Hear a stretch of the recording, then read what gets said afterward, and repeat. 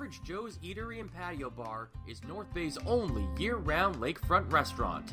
On the shores of beautiful Trout Lake, we have been serving delicious food and stunning views since 1999. Indulge in one of our delicious menu items or simply sit with a cocktail in hand and watch the beauty of Trout Lake before your eyes. Check us out online at averagejoes.net or visit us in person at 3501 Trout Lake Road, North Bay.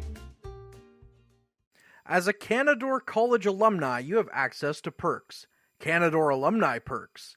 This is a lifetime membership that includes special access to great offers, opportunities to get involved, and so much more. Graduates can access discounts and special offers from businesses and hotels locally, across Canada, and internationally. Get information on special events and news, or access the alumni job portal. Keep in touch with Canadore's alumni office. Visit canadorecollege.ca/perks. Great things happen here. You rely on your vehicle to take you to the places that matter most to you. So bring your vehicle to the team you can rely on to keep it running at its best. Dave's Automotive Services. Whether you're getting your car or truck ready for the season with a tire change, making sure you're safe on the road with an inspection and certification, or doing your due diligence to keep your vehicle in tip-top shape with regular maintenance, Dave's Automotive Services has you covered. Expert troubleshooting, quality repairs, and time-efficient labor are the 3 stars of service you can expect when you bring your car or truck to Dave's Automotive Services at 411 Airport Road. Call 705-478-5544 and book your appointment today. The Frontline Podcast, Season 3. Courtney Kenny, Matthew Sukram, Derek Lindemann, Bob Coles, and Ben Long bring you closer to your favorite teams like never before.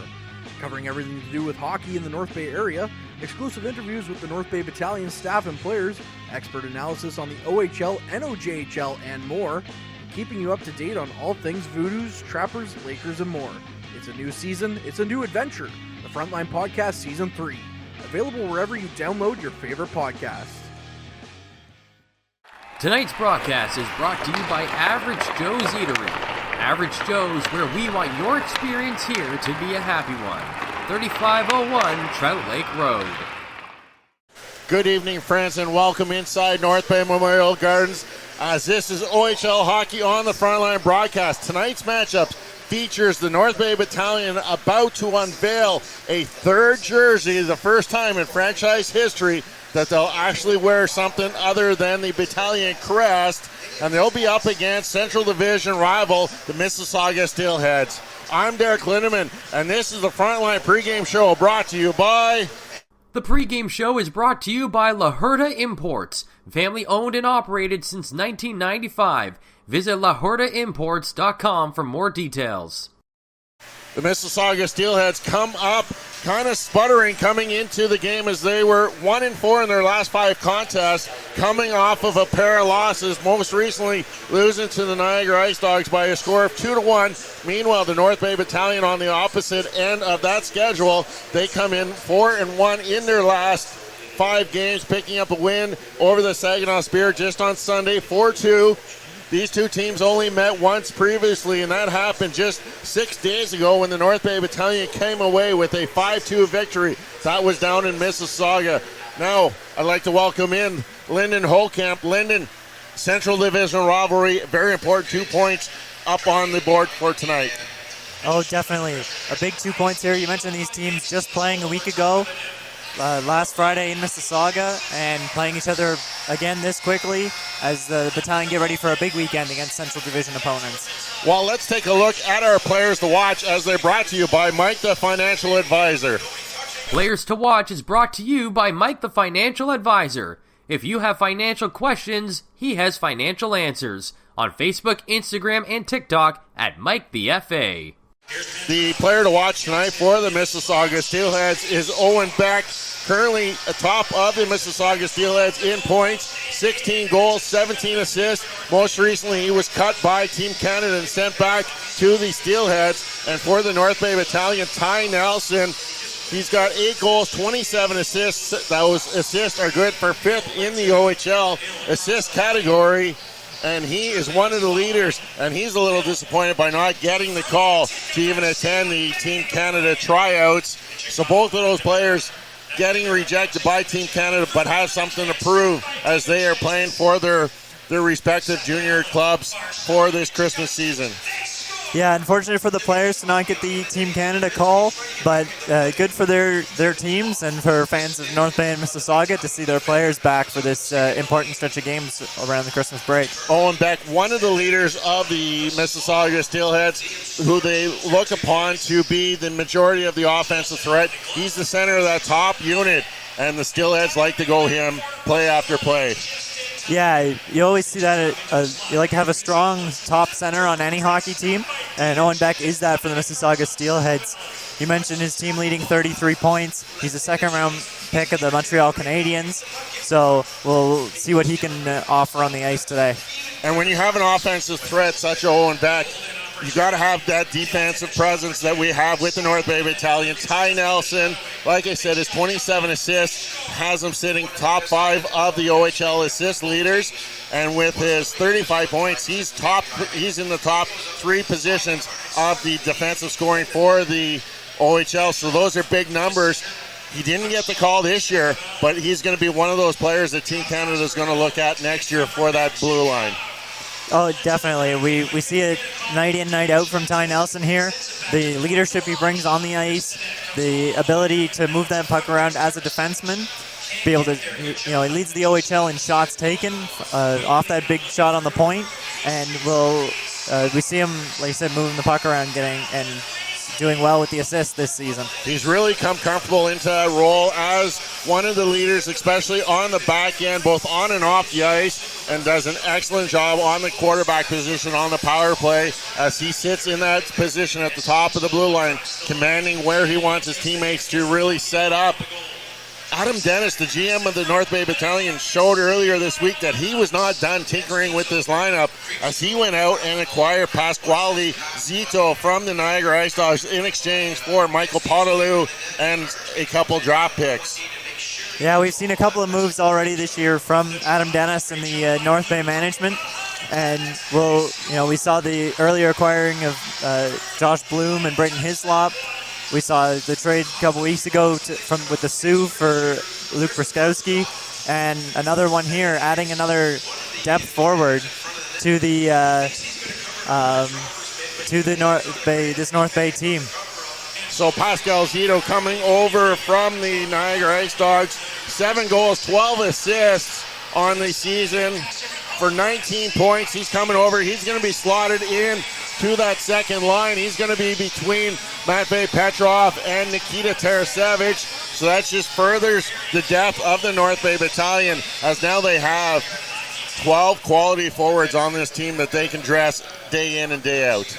Yeah, usually teams are talking about having a solid top 6. North Bay is unbelievably lucky here to have a really solid top 8. Unfortunately, that means that you have to find some room for these guys, and as we're seeing, Zito will slot in between Petrov and Tarasevich in that center role, moving Wakely down to the wings.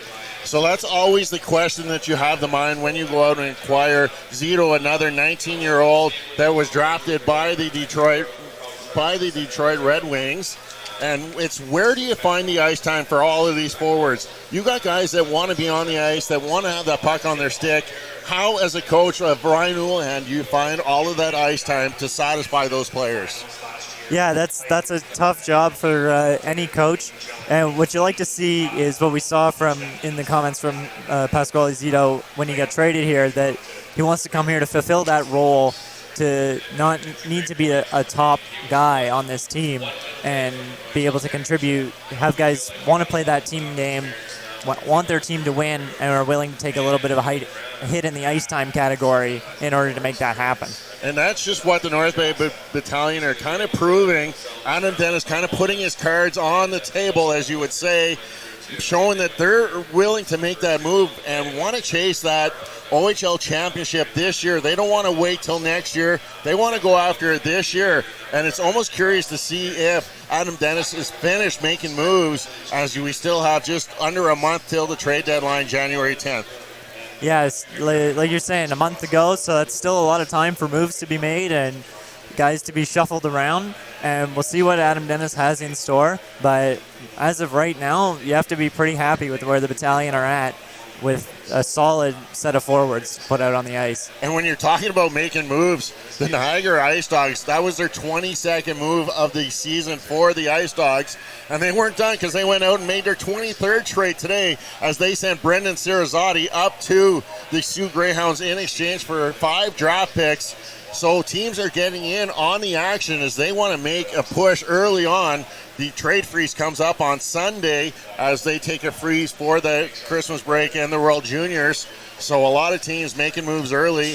And then again today, the Kitchener Rangers went out and got Francesco Eric Curry from the Kingston Frontenacs in exchange for 6 draft picks.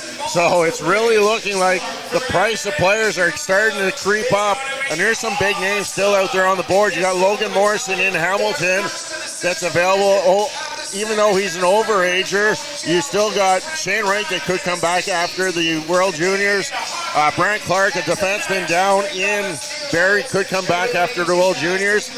Niagara might not even be done yet. Teams are looking to move players, and those players are going to get even more expenses as we get closer to that trade deadline. Yeah, exactly. As you said, the price goes up as you get closer to the end, and what I always like to see, especially with the nature of junior hockey, you only have that limited window when you can play. So when you see these teams go on these kind of waves where they'll, like North Bay's been doing, loading up on guys to make a run for the championship, knowing that the next couple of years you might not have many draft picks, you're going to have a lot of 16, 17-year-olds on your team. And then you see the flip side of that. You mentioned Niagara picking up all kinds of draft picks. So they're looking to win in the next couple of years or next year when those draft picks turn into high-quality players. And that's the thing is next year, 4 teams have put in a bid for the Memorial Cup, the Kingston Frontenacs, Niagara Ice Dogs, Sioux Greyhounds, and the Saginaw Spirit. And what they're wanting to do is load up on 04s. Those are the players that are going to be 19-year-old next year that are going to be the leaders and want to prove that they're going to have a high-quality team, that they can make a great run at the Memorial Cup and can compete with the champions of the OHL, WHL, and the QJHL when they host the Memorial Cup. So it's really looking forward. 2 different divisions, one wanting it now, one wanting it next year. Yeah, exactly. And like I was saying, it's always interesting to see these teams and how those teams work out with those draft picks and moving them around. With the Memorial Cup coming to your league once every 3 years as it moves out west and into Quebec, you only get one chance at it every once in a while, and it's a coveted championship to host, to have a free chance at playing for the trophy. Looking at the Mississauga Steelheads, they're going to have 3 key players out of their lineup tonight as they will be without the services of Ethan Del Mastro. He is one of the defenders on the World Junior Championship team, so he'll be missing a couple weeks due to being with Team Canada. Casper Larson is sitting out the last game of his suspension, so he'll be back in the lineup tomorrow night when the Steelheads make the trip up to the Sudbury to take on the Wolves. And Charlie Callahan, recently suspended, he won't be due back till the 29th for the Steelheads. So those 3 key players will not be in the lineup tonight for the Mississauga Steelheads. Yeah, for the Battalion, it's a bit of a break as they have a couple of coming off a big game on Sunday against the West Coast leading Saginaw Spirit, and coming into a home-and-home with division rival Barrie Colts this weekend. You can take an opportunity to face a bit of a weakened Mississauga Steelheads team, but you can't let that get to your head either, as you still got to play hard for 60 minutes tonight. Wow, as the players get set to come through the tank, the most talked about thing this week is the reveal of the new logo. We got a peek of it earlier. It is a tank design that will be featured on the front of the logo. We're just minutes away or seconds away from the players coming through the entrance, so we'll try and have that for you and describe to you what we are seeing here as the players make their way out of the entrance. And then we'll get back to the festivities as we'll still get to look at the starting goaltenders and the scratches and the lineup for the North Bay Battalion. But the big thing is what's coming out of the tank momentarily, as this is going to be the first time in 25 years that the North Bay Battalion has shown a 3rd alternate jersey.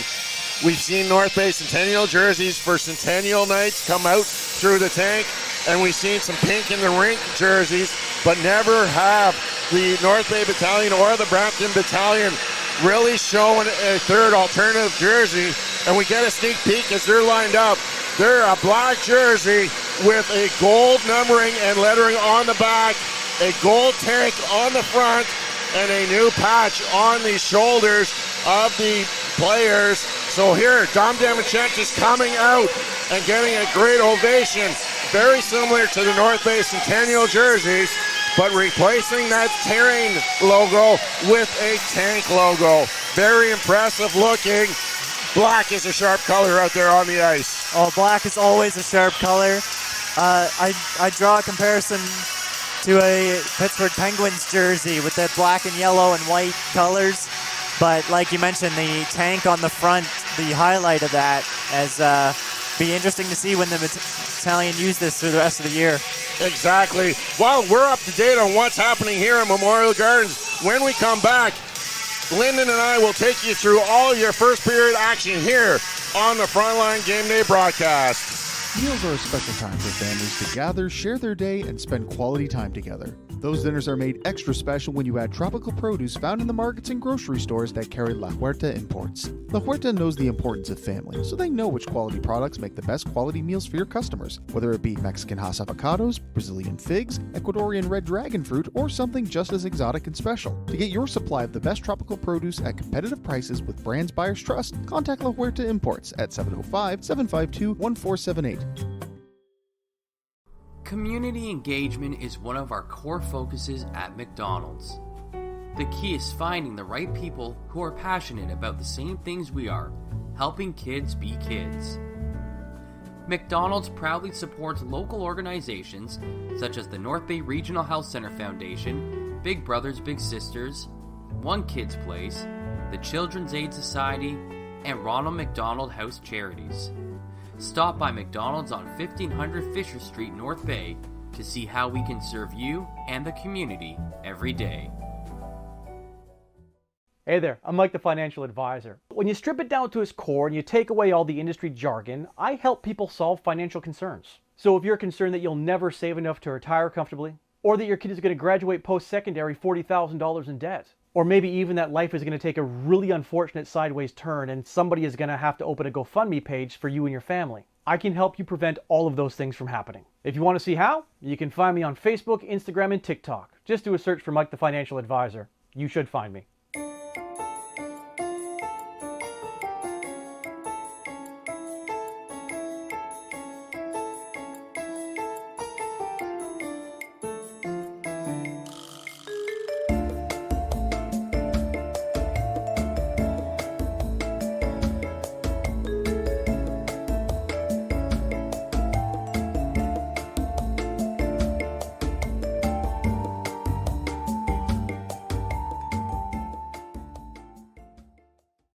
Tonight's broadcast is brought to you by Average Joe's Eatery. Average Joe's, where we want your experience here to be a happy one. 3501 Trout Lake Road.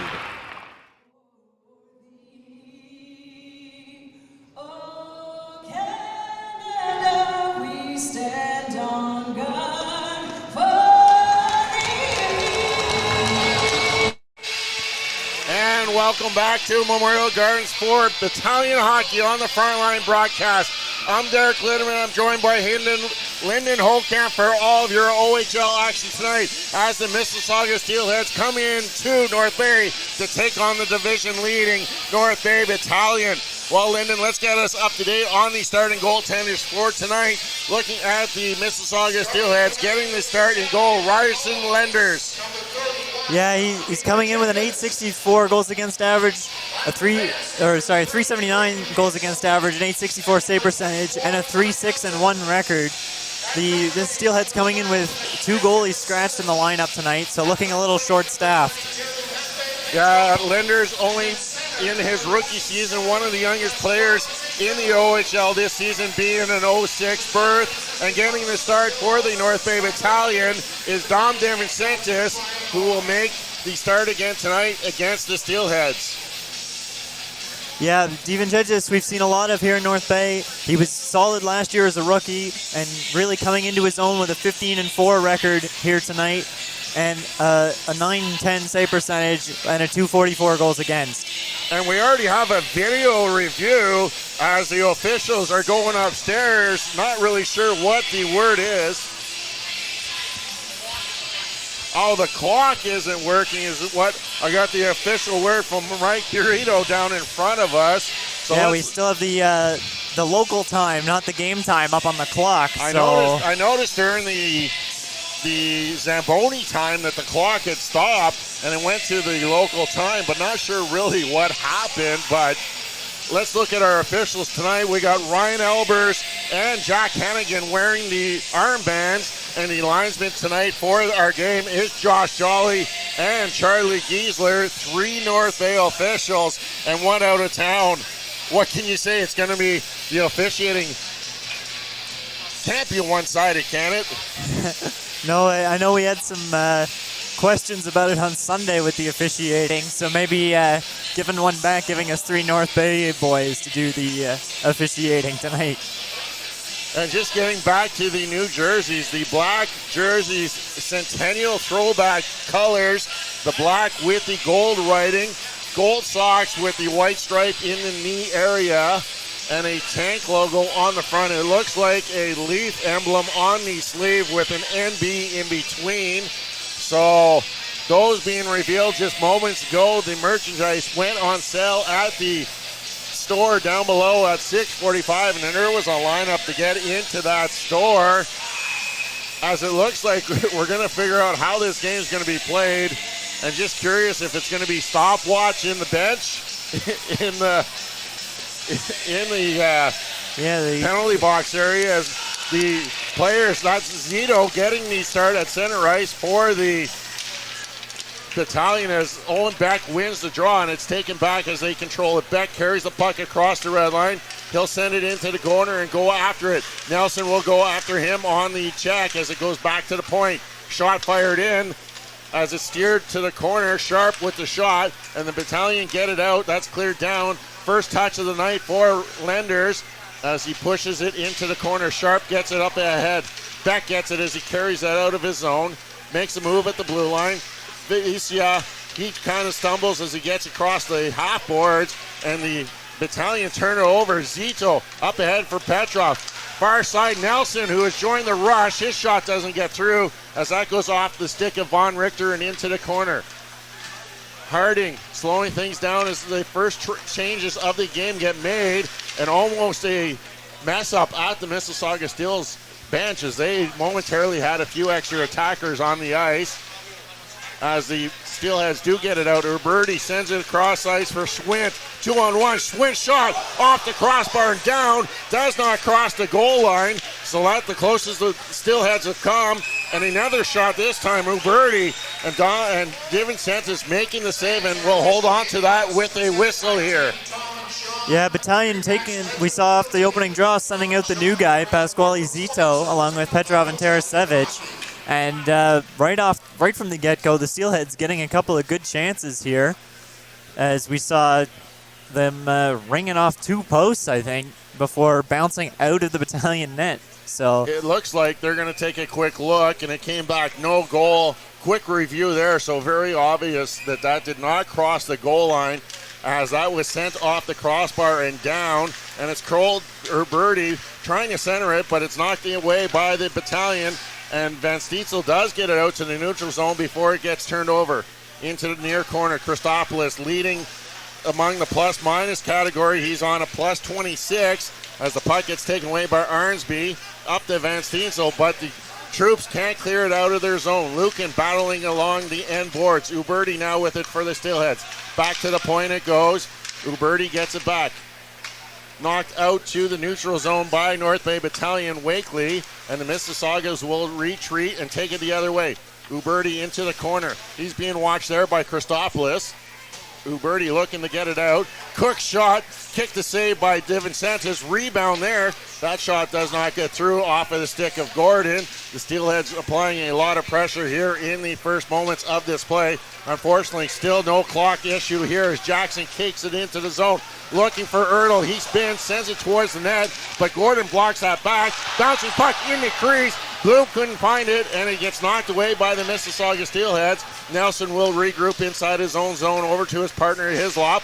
He gets it up ahead, and Bloom will just chop it down into the Steelheads territory. Near side it comes.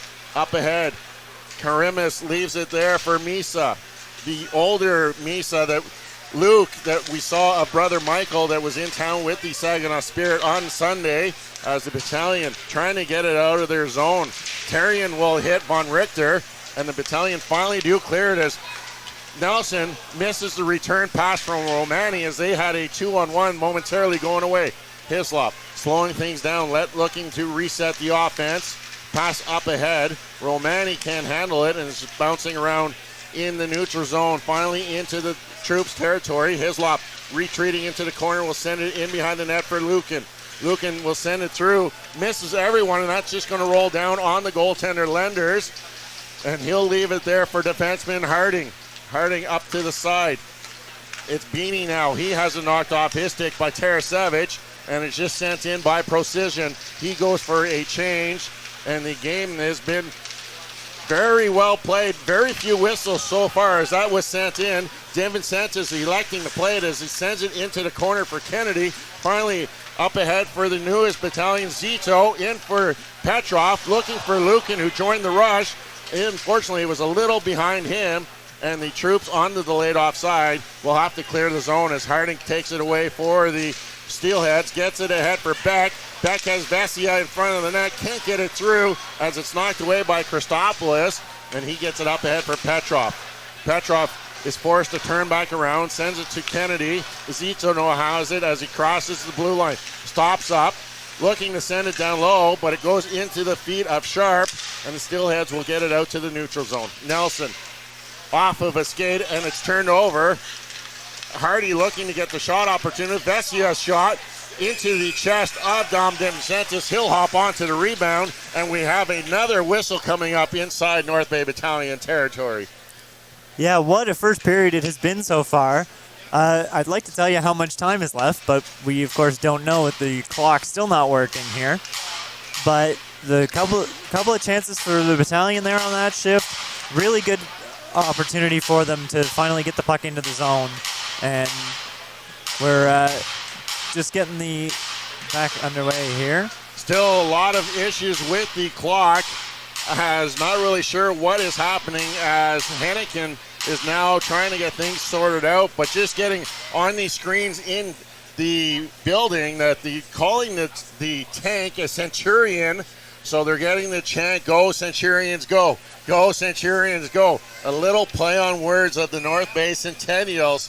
So just trying to bring back some of that adage to the former OHL club.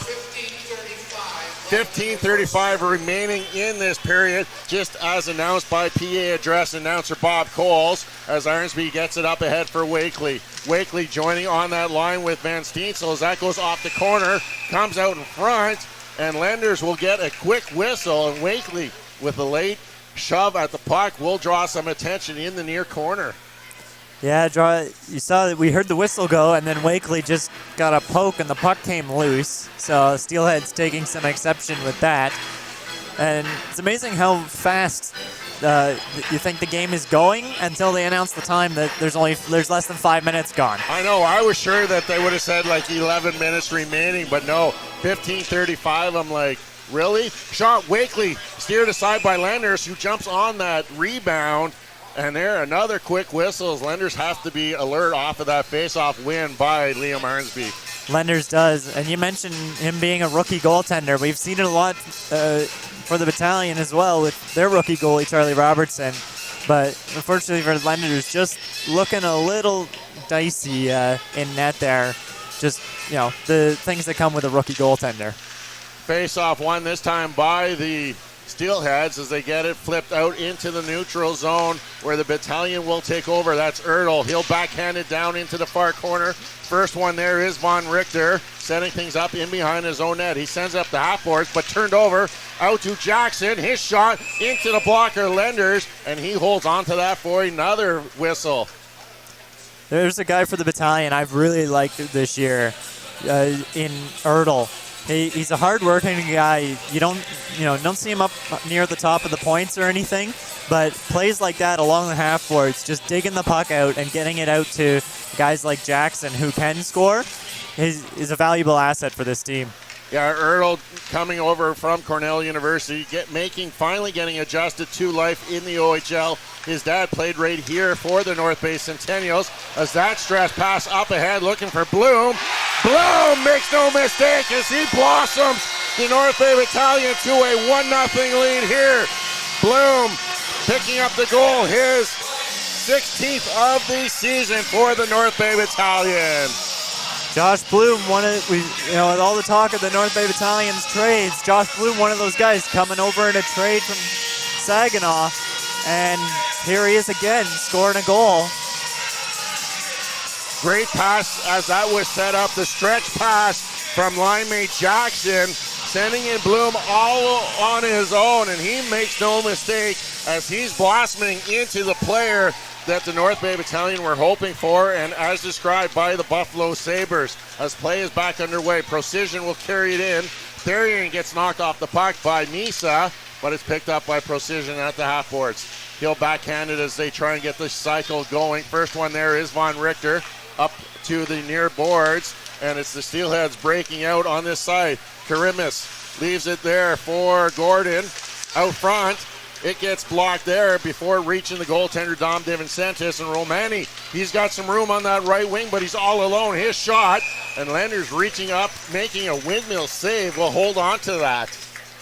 Just an interesting note, the Battalion 13-0-0-1 when scoring the first goal of the game. So we've seen a lot of hot starts from the Battalion here, and off to another good start here tonight.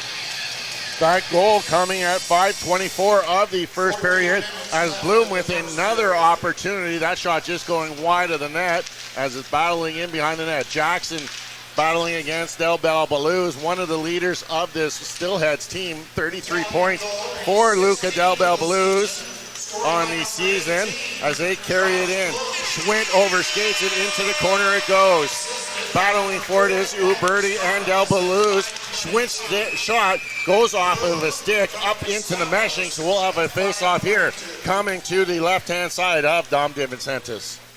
Yeah, you mentioned Del Bel Baluz, the tied with Owen Beck with 33 points for this Mississauga Steelheads team. He's part of that high-end group for this Steelheads. He's a second-round pick of the Columbus Blue Jackets, and they'll be looking for a big game for their second-line center tonight. According to the live stats online, shots right now are 5-4 for the North Bay Battalion. 14:01 remaining. Back to the point. Harding shot steered aside, rebound in front, and making no mistake is James Hardy tying things up here. That's Hardy's 18th of the season as he leads all Steelheads in goals. Just some muscle there from the Steelheads. DeVincentis can't quite handle the rebound as it gets poked out, and Hardy just buries it in the open net with no one around him. Unfortunately, DeVincentis tried to pull that rebound back into him, just out of his reach, and nobody picking up the dangerous James Hardy at the side of the goal. And with that much time and space, he made no mistake picking up his 18th of the season, coming with 13:27 remaining in this first period. Face-off won by the Battalion. Lucan with it, looking up ahead, but it goes into the States and turned over.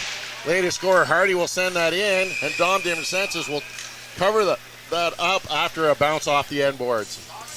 Yeah, DeVincentis not taking the chance on that one. Thankfully, with the modern technology that is the internet, we can have some idea of how much time is left, thanks to OHL.com. An assist added to the Bloom goal as Paul Christopoulos picking up an assist on the Josh Bloom goal.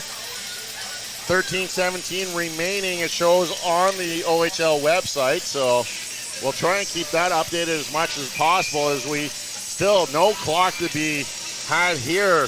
I can recall a couple times during Lakers games where the clock would go out, but momentarily they get it right back as the Steelheads with control in the offensive zone. That shot gets blocked by Lucan, and the Battalion struggling to clear their zone at this time. Hardy gets it back.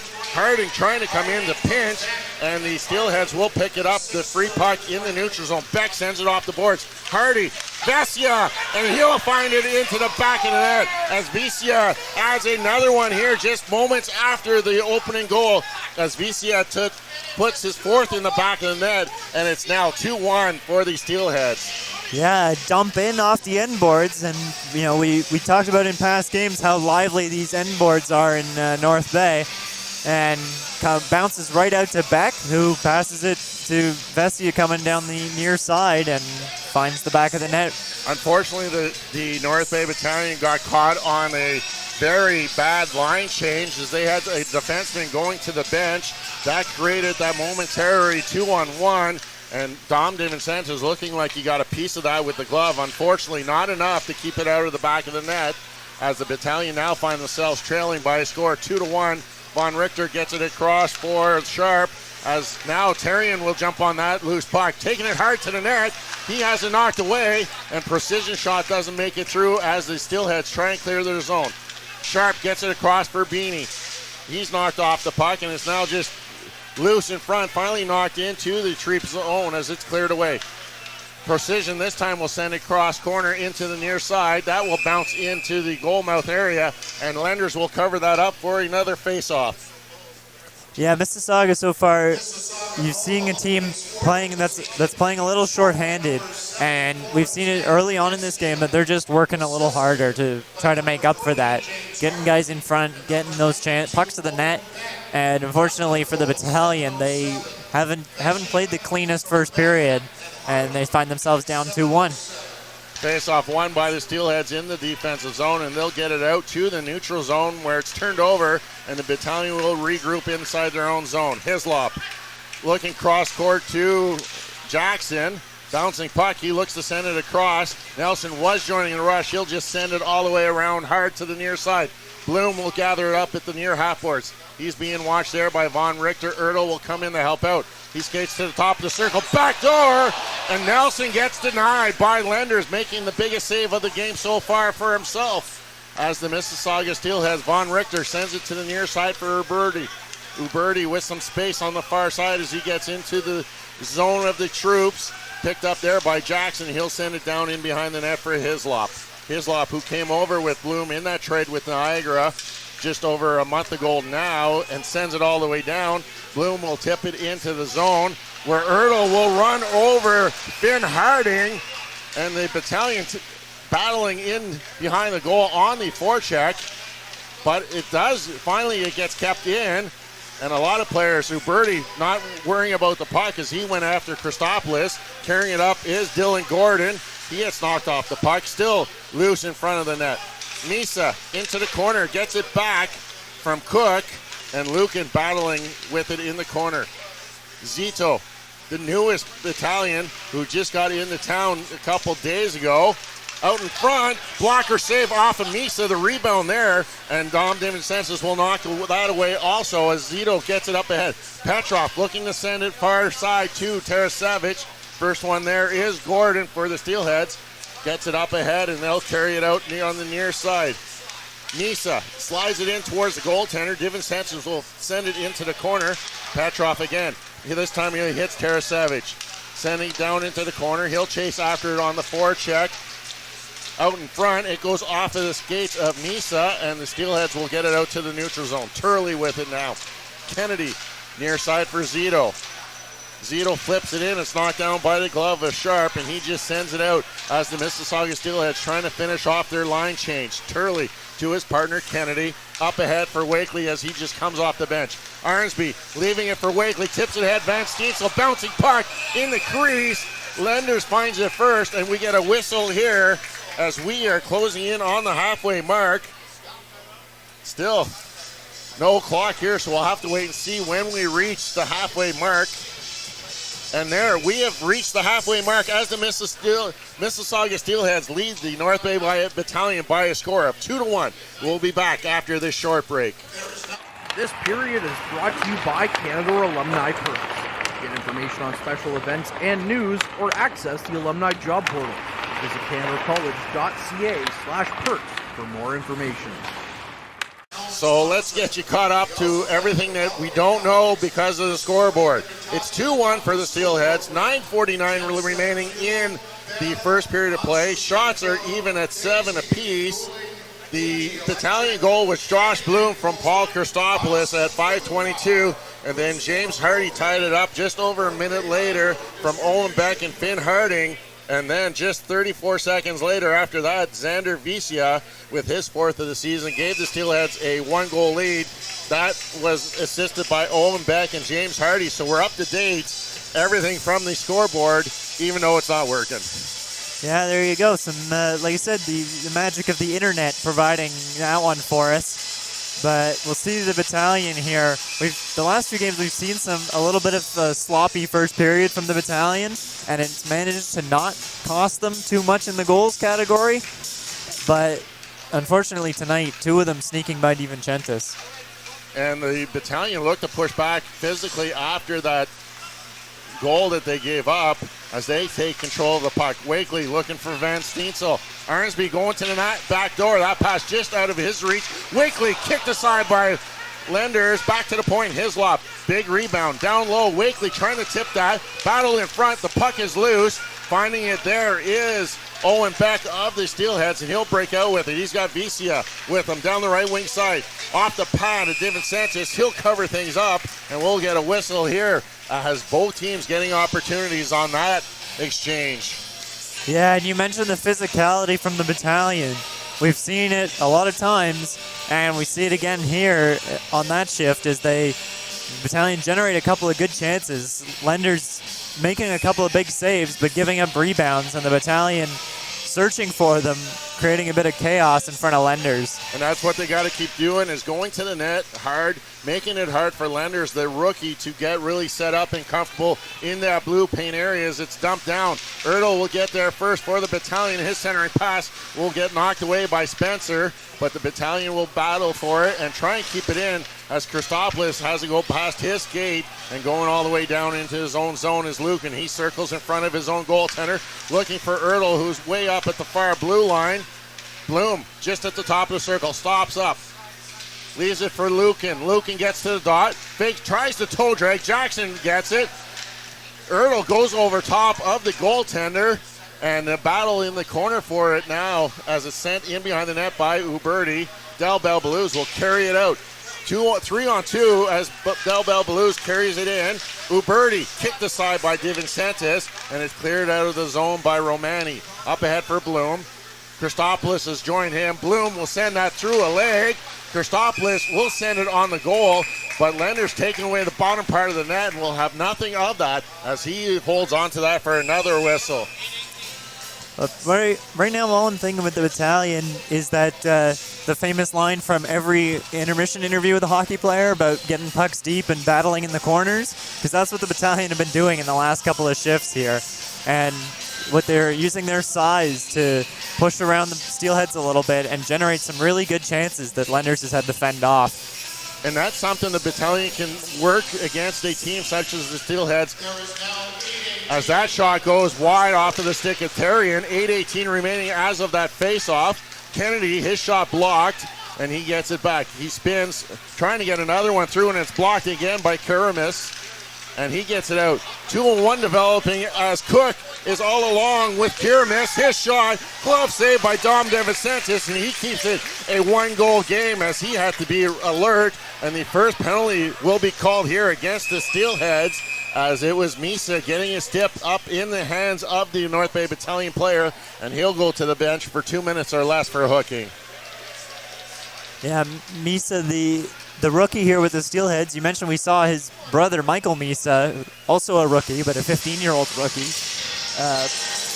playing for the Saginaw Spirit, and said he drawing the penalty here, just getting tangled up in the Battalion zone.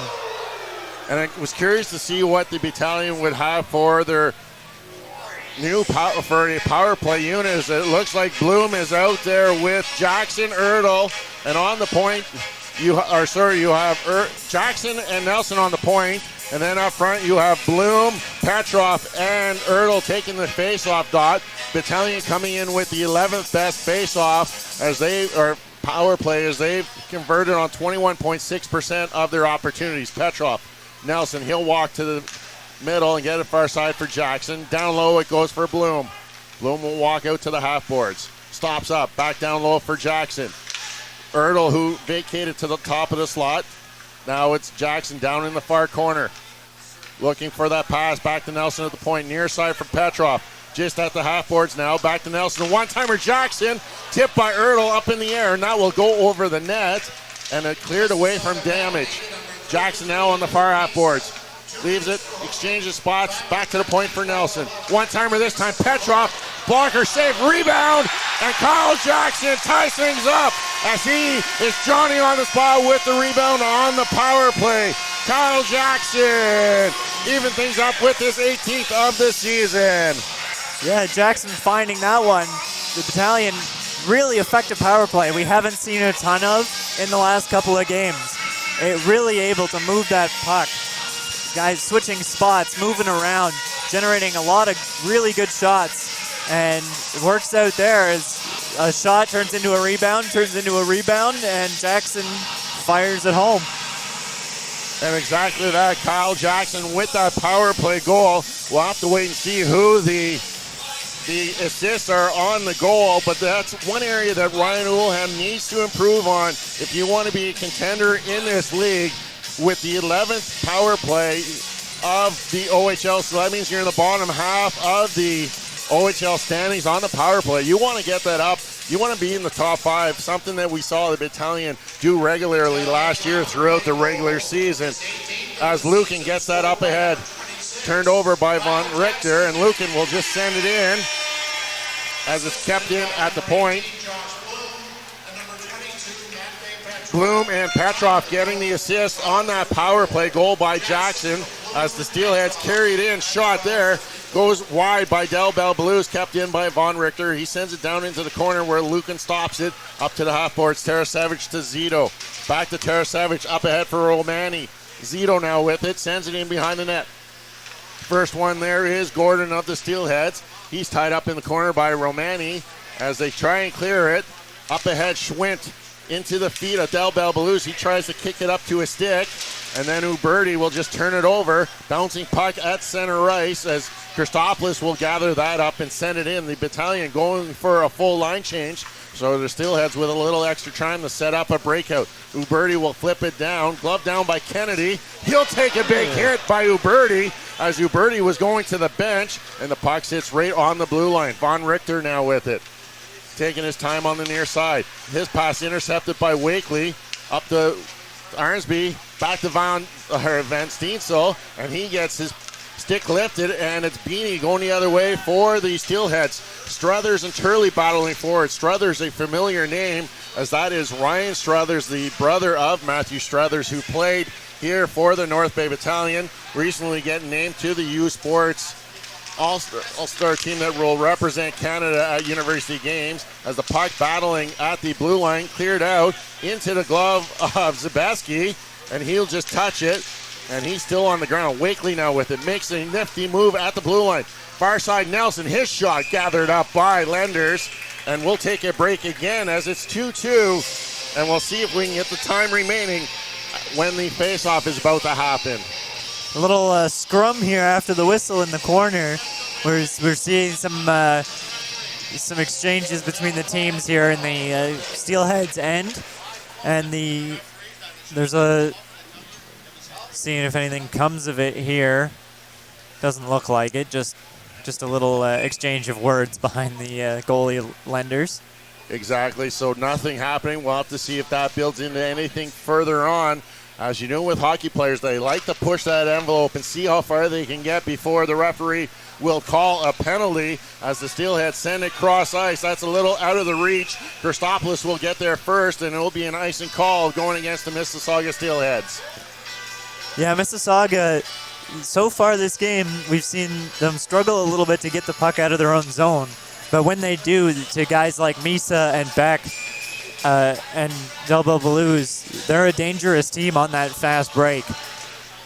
Steelheads win the draw. 5:11 showing remaining on the clock on the tablet in front of us as that shot gets gloved down. That was Nelson getting it towards Lenders. Shots right now are 16-10 in favor of the North Bay Battalion. Yeah, in a 2-2 game, you wouldn't expect that the goaltenders are the highlight of the game so far, but Lenders and DiVincentis both having to make some really key saves for their teams so far in this game. And a lot of times when we talk goaltending, we talk about when you make those saves, not about how many you make, but it's the timing of when those saves are made. As the Steelheads win another draw, and it's finally cleared out, Cook will gather it up at the red line. 2-1 developing as he's got Misa joining him. His pass gets knocked away, and the Steelheads will just give it over as Ertl breaks out. Battalion have numbers. It's a 3-on-2. Ertl, Jackson. He looks to toe drag. He can't get the shot on net, and Nelson will gather it up at the far spot. In behind the net for Bloom. His pass can't find Jackson as Jackson battling forward in the corner. Nelson will come down and pick that loose puck up and sends it around hard. Hislop gathers it off the half boards. Knocked in further by Ertl. Hislop just has his stick lifted as he was cutting into the corner. Jackson leaves it for Hislop at the blue line. Ertl now with it, has it knocked away from his stick. Ertl losing a glove, still playing the puck with that one-hand bear as it's taken away and knocked out to the neutral zone. Cook sending it in on Dom DiVincentis as both teams making full line changes here, so he'll just leave it there for Hislop. Hislop will spin up ahead for Zito, gets out of his zone, avoids that slash, carries it in. Forehand pass through the feet of Petrov, and now the Steelheads will take it. 2-on-2 is developing. That's Hardy sending it in to Beck. Beck gets his stick lifted by Lucan, and DiVincentis will hop on that as that rolls into the goal mouth area.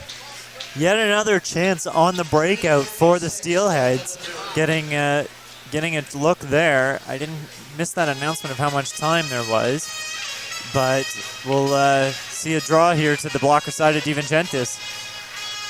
Zito up against Beck, the pairing that faced off for that opening one as Beck got the advantage then, and he gets the advantage again as it's taken back to the point. Haley over to Hardy. His shot goes up onto the glass in behind the net. Lucan will pick that up behind the net. Petrov for Zito. We'll have to wait and see how long that connection gets before they get some chemistry going as Petrov and Tarasavage battling in the near corner. Haley will come in for the Steelheads. Back to the point. Lucan knocks that down with his foot. Sends it towards the net. That's blockered into the corner by Lenders. Tarasavage trying to get out front, and it's knocked away by the Owen Beck, but can't clear the zone as Tarasavage keeps it in. He'll send it around the boards. Petrov delivers a hit and lets the puck roll out, and it gets cleared out into the neutral zone. Tarasavage stopping up, gets it up ahead for Zito. Backhand pass for Christopoulos. Stops at the top of the circle.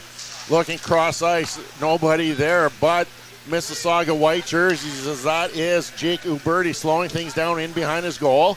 He'll start the breakout. He still has it on his stick as he crosses into the zone. Del Belbaluz now with it. Stops up. Backhands, tries to look down low. He picks off a pass as the Battalion can't clear the zone, and his backhand behind Schwint. DiVincentis will come out and play it to the half boards. Del Belbaluz battling for it. Now Uberti trying to use his frame to work that puck out in front. He gets knocked off the puck. And Hislop getting it up. And finally it's sent out to the neutral zone as Van Steensel claiming that he took a stick in the facial area. Looking back to the referee as that puck was picked up by Spencer. Up ahead, that's Del Belbaluz. Near side for Uberti. He'll take a hit from Van Steensel. Go to one knee, and Van Steensel will just send that cross ice into the corner. Wakely collides with the Steelheads player Cook as it comes out to the neutral zone. Nelson, he'll have some time to regain it. Sending it way up ahead for Wakely at the far blue line. And it's just knocked away. Gordon, precision goes down hard as he gets cleared by the Steelheads to the half boards. Cook gets it out to the neutral zone. Past everyone. Romani, he's being forced into the corner by Charismas. Carried away, Romani. Sauce pass to the near side for Therian. Goes far side. That can't find its mark as it now goes into the neutral zone right in front of the Steelheads bench. Misa looking to get it into the zone just momentarily, and then Kennedy gets it going the other way. Just coming upon the 1 minute mark now here as that backhand goes in on DiVincentis by Hardy, and that was the announcement for the 1 minute till ceasefire here at Memorial Gardens, as this has been a very entertaining first period of play as the Battalion get it out to the neutral zone. Jackson, nifty move through his feet up to his forehand, carries it down the right wing side. He has it knocked off his stick. Ertl will come to help out. Jackson and Ertl battling for it in the half boards. Ertl looking the center of that. Nelson has it knocked away before he can make contact in behind the net. Jackson lifts the stick of the Mississauga Steelheads player back to the point. Christopoulos shot, glove down. Lenders will find that. He does it, and it sits in behind, and Kid Nelly will top it in as the Battalion take a 3-2 lead here with seconds remaining in this first period. What a strange series of events. Everyone stopped like Lenders had caught the puck. I stopped thinking Lenders had picked it up. And then apparently it was loose behind him, and apparently Ty Nelson was the only guy on the ice that knew that and came firing in and just tapped it into the net from behind Lenders. Yeah, Ty Nelson and the official were the only two really that knew that puck was loose, sitting in the blue paint behind the goaltender Lenders, and Ty Nelson picking up his fourth goal of the season, one of his easiest here for sure, as that just was a couple feet before him and that awning cage. And we have a 3-2 lead here for the Battalion late in this third period as the puck tied up on the far corner. Hislop carries it in behind his own net. Just under 10 seconds remaining now. Von Richter's shot gets tipped wide of the net, and the whistle will go to end the first period of play. So as the horn goes, the whistle goes, the first period ends, and it's a 3-2 lead for the North Bay Battalion. Yeah, it was the whistle there. We were mid-play, didn't know when to expect that whistle, but there it goes, I guess. Hopefully we'll have a clock for the second period, and we'll see what these two teams can decide in a 3-2 game. Well, when we return to the Frontline broadcast, Lyndon and I will take you through all of the first period intermission highlights. Average Joe's Eatery and Patio Bar is North Bay's only year-round lakefront restaurant. On the shores of beautiful Trout Lake, we have been serving delicious food and stunning views since 1999. Indulge in one of our delicious menu items, or simply sit with a cocktail in hand and watch the beauty of Trout Lake before your eyes. Check us out online at averagejoes.net or visit us in person at 3501 Trout Lake Road, North Bay. As a Canadore College alumni, you have access to perks. Canadore Alumni Perks. This is a lifetime membership that includes special access to great offers, opportunities to get involved, and so much more. Graduates can access discounts and special offers from businesses and hotels locally, across Canada, and internationally. Get information on special events and news, or access the alumni job portal. Keep in touch with Canadore's alumni office. Visit canadorecollege.ca/perks. Great things happen here. You rely on your vehicle to take you to the places that matter most to you. So bring your vehicle to the team you can rely on to keep it running at its best. Dave's Automotive Services. Whether you're getting your car or truck ready for the season with a tire change, making sure you're safe on the road with an inspection and certification, or doing your due diligence to keep your vehicle in tip-top shape with regular maintenance, Dave's Automotive Services has you covered. Expert troubleshooting, quality repairs, and time-efficient labor are the 3 stars of service you can expect when you bring your car or truck to Dave's Automotive Services at 411 Airport Road. Call 705-478-5544 and book your appointment today. The Frontline Podcast, Season 3. Courtney Kenny, Matthew Sucrum, Derek Lindemann, Bob Coles, and Ben Long bring you closer to your favorite teams like never before. Covering everything to do with hockey in the North Bay area, exclusive interviews with the North Bay Battalion staff and players, expert analysis on the OHL, NOJHL, and more, keeping you up to date on all things Voodoos, Trappers, Lakers, and more. It's a new season, it's a new adventure. The Frontline Podcast Season 3. Available wherever you download your favorite podcasts. Tonight's broadcast is brought to you by Average Joe's Eatery. Average Joe's, where we want your experience here to be a happy one. 3501 Trout Lake Road. And welcome back inside the Memorial Gardens here in North Bay, where the Battalion lead the Steelheads by a score of 3-2. An interesting first period of play, as much to say. Let's take a look at the scoring summary to start, as brought to you by the Frontline Broadcast. Opening up the scoring at 5:22 was Josh Bloom, his 16th of the season. The only assist was to Paul Christopoulos, and then the Steelheads struck for a pair of goals. First off, 6:33 in, James Hardy, his 18th of the season from Owen Beck and Finn Harding, made it a 1-1 game, and then just 34 seconds later, they take a 1-goal lead as Xander Vicia, his 4th of the season, at 7:07 from Beck and Harding. And then the Battalion tie things up as Kyle Jackson put in a power play goal, his 18th of the season, from Bloom and Petrov at 12:54. And then with just 20 seconds remaining in the first period, Ty Nelson had a gimme as the puck laid in the crease behind the goaltender Lenders, and he picks up his 9th of the season, giving the Battalion that 3-2 lead to go into the dressing ring.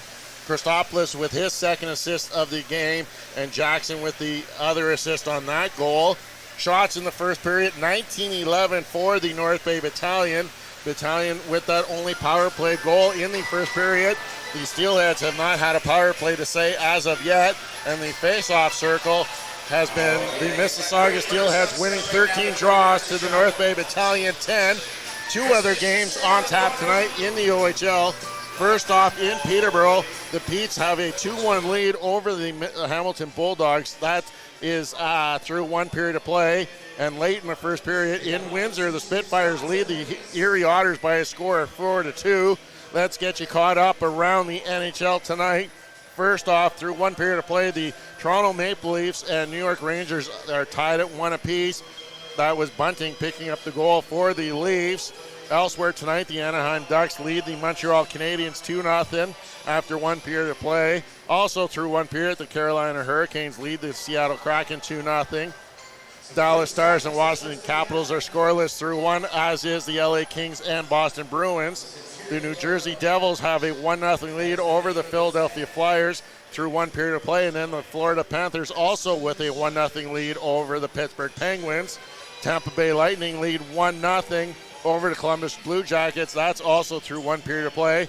Just about to get underway in Winnipeg, the Jets are hosting the Nashville Predators, and then a 9 o'clock start as the St. Louis Blues are in Edmonton to play the Oilers, and the Colorado Avalanche host the Buffalo Sabres. That is a 9 o'clock kickoff also. And then an 8:30 start as the Vegas Golden Knights are in Chicago to play the Blackhawks.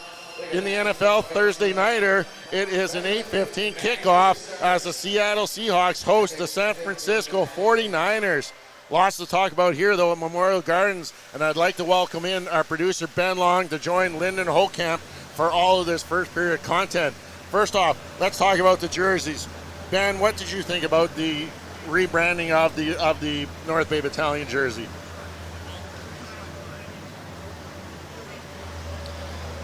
There we go. So, first off, I'd like to say I called it. As soon as we saw the little sample up on the thing at the last game, I saw it. I'm like, I bet you this is what's going on here. And but I like them. I think they look sharp.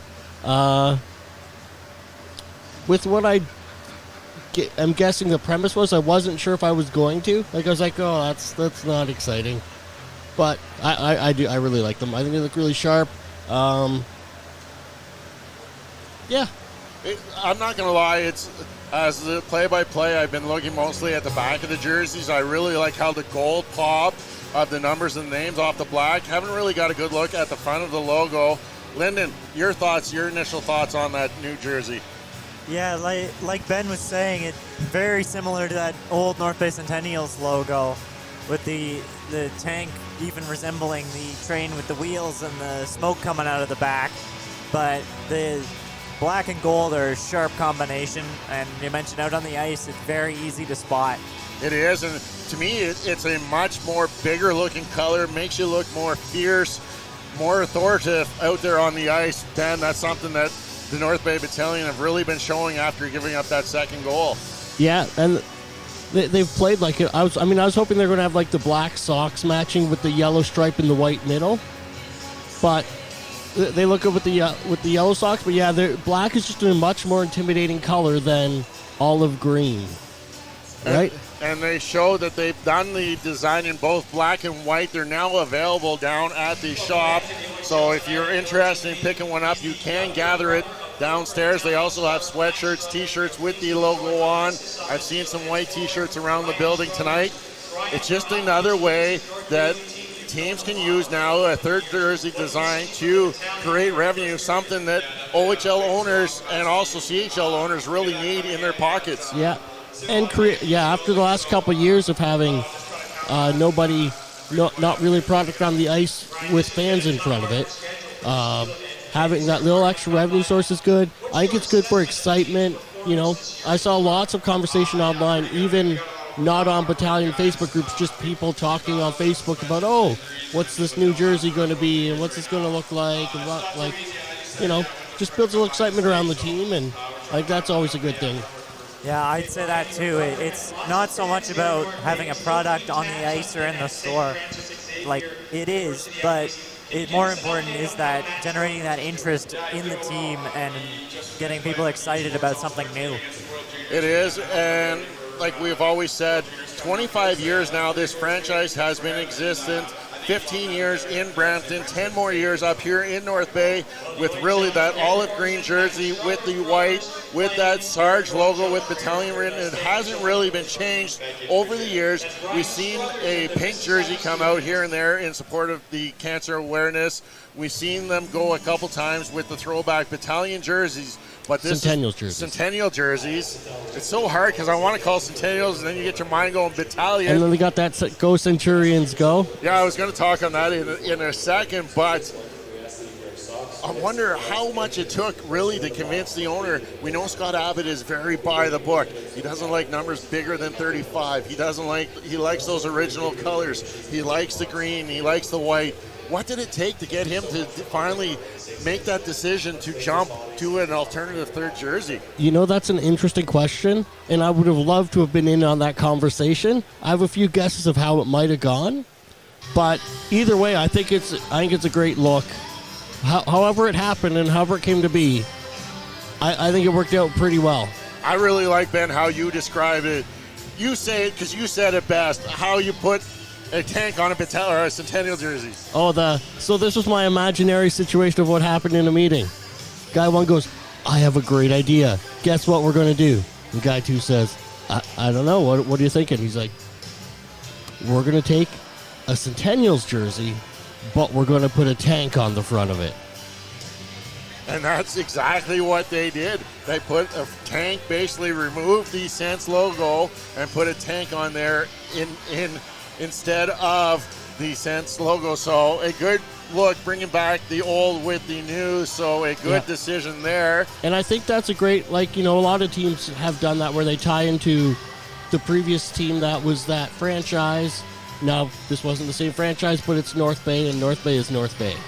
And it is, because when you're looking at the reverse retro jerseys, how the Minnesota Wild brought back the colors of the Minnesota North Stars, the Winnipeg Jets bring back the the old Jets logo, and so on and so on. So it's, even though they're not the same franchise, they're paying homage to the past franchises within that community.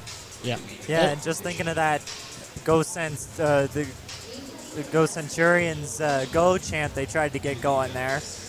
Just the cynical part of my mind thinking Centurions also shortens to Sense rather conveniently. Go Sense Go! Go Sense Go! If you get some of the older crowd in attendance to get that going, maybe that's the thinking there without mentioning the North Bay Centennials and annoying someone presumably at the Saginaw Spirit. So we're going to do things a little bit differently here tonight on the Frontline Game Day broadcast. Unfortunately, because we do not have the clock and the advantage of knowing how much time is left in the intermission, we're going to take a quick break as we want to recognize our special sponsors, especially during this time of the holiday season. Give them a little extra shout out and visit those that proudly sponsor the Frontline broadcast. Meals are a special time for families to gather, share their day, and spend quality time together. Those dinners are made extra special when you add tropical produce found in the markets and grocery stores that carry La Huerta imports. La Huerta knows the importance of family, so they know which quality products make the best quality meals for your customers, whether it be Mexican Hass avocados, Brazilian figs, Ecuadorian red dragon fruit, or something just as exotic and special. To get your supply of the best tropical produce at competitive prices with brands buyers trust, contact La Huerta Imports at 705-752-1478. Community engagement is one of our core focuses at McDonald's. The key is finding the right people who are passionate about the same things we are, helping kids be kids. McDonald's proudly supports local organizations such as the North Bay Regional Health Center Foundation, Big Brothers Big Sisters, One Kids Place, the Children's Aid Society, and Ronald McDonald House Charities. Stop by McDonald's on 1500 Fisher Street, North Bay, to see how we can serve you and the community every day.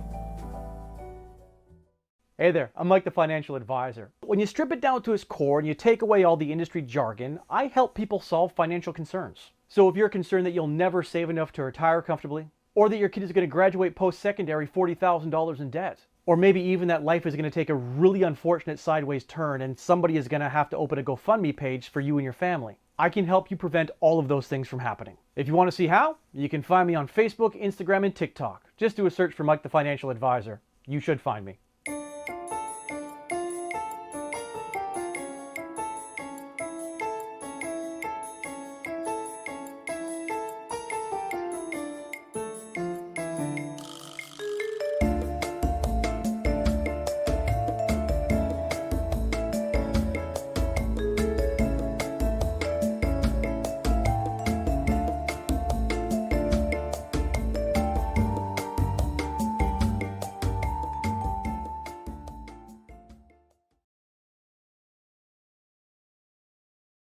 Tonight's broadcast is brought to you by Average Joe's Eatery. Average Joe's, where we want your experience here to be a happy one. 3501 Trout Lake Road. And welcome back inside Memorial Gardens, where we're moments away from the second period of play here tonight as the North Bay Battalion lead the Mississauga Steelheads by a score of 3-2.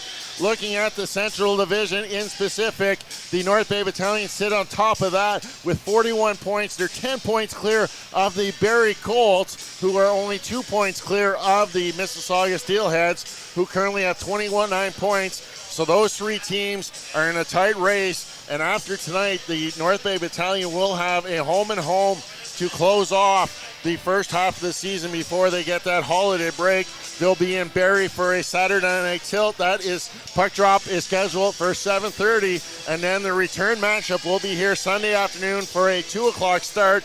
All of that action will be here on the Frontline broadcast, and if you want to get caught up on other action around the Frontline broadcast, what they're doing tomorrow night, they're actually going to have a double header, as half of the crew will be down in Powassan, as the Powassan Voodoos will be hosting the Espanola Paper Kings.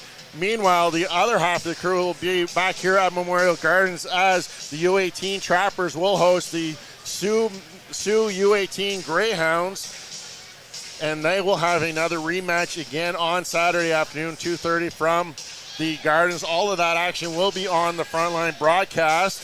Unfortunately, you won't be able to watch the U18 Trappers game tomorrow night on the YouTube channel due to only being able to stream one game at a time.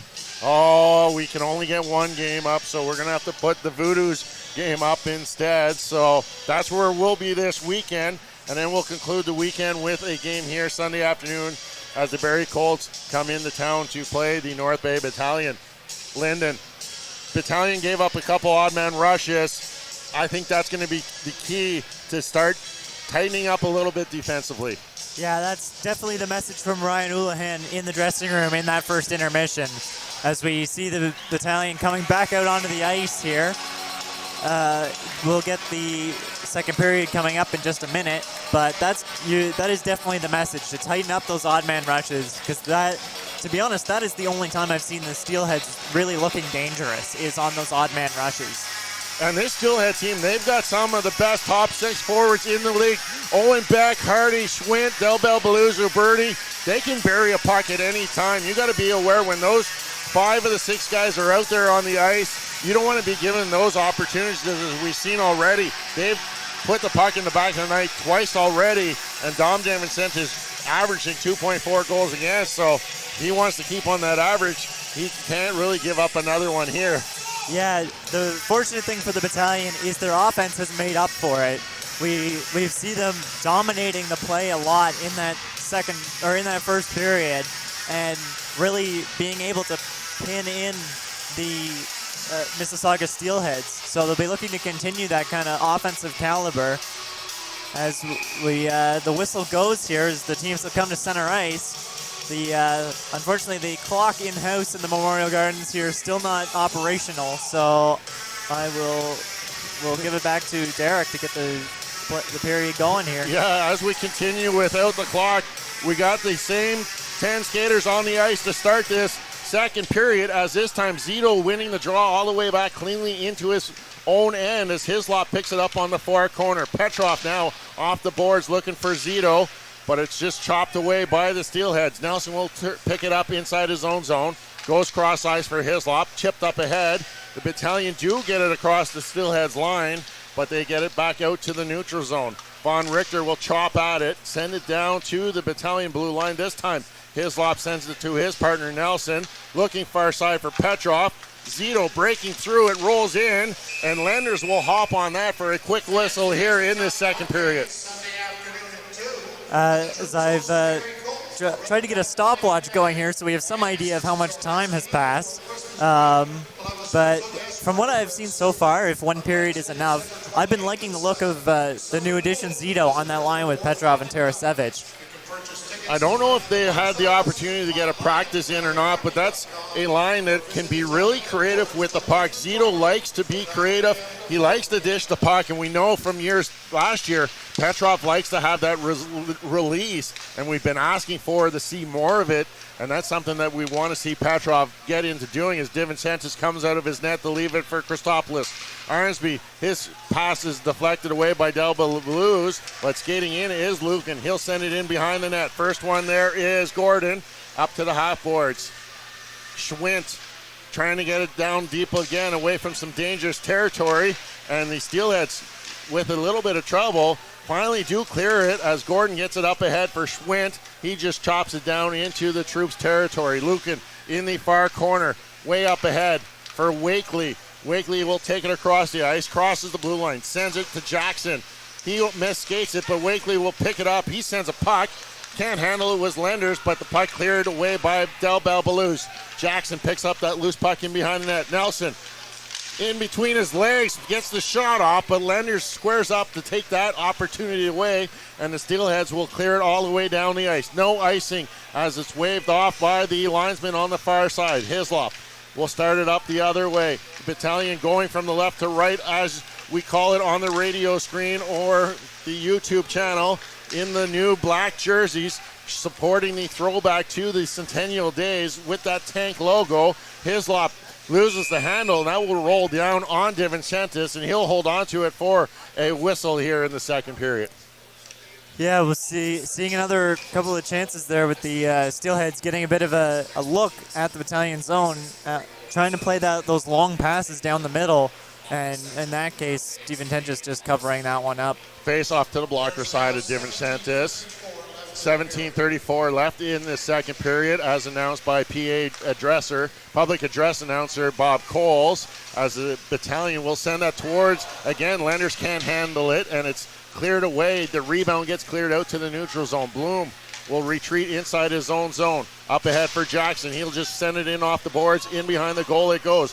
Von Richter will swipe it around to the far side. Jackson will get there and push it down back to the goal line area. Back to the point.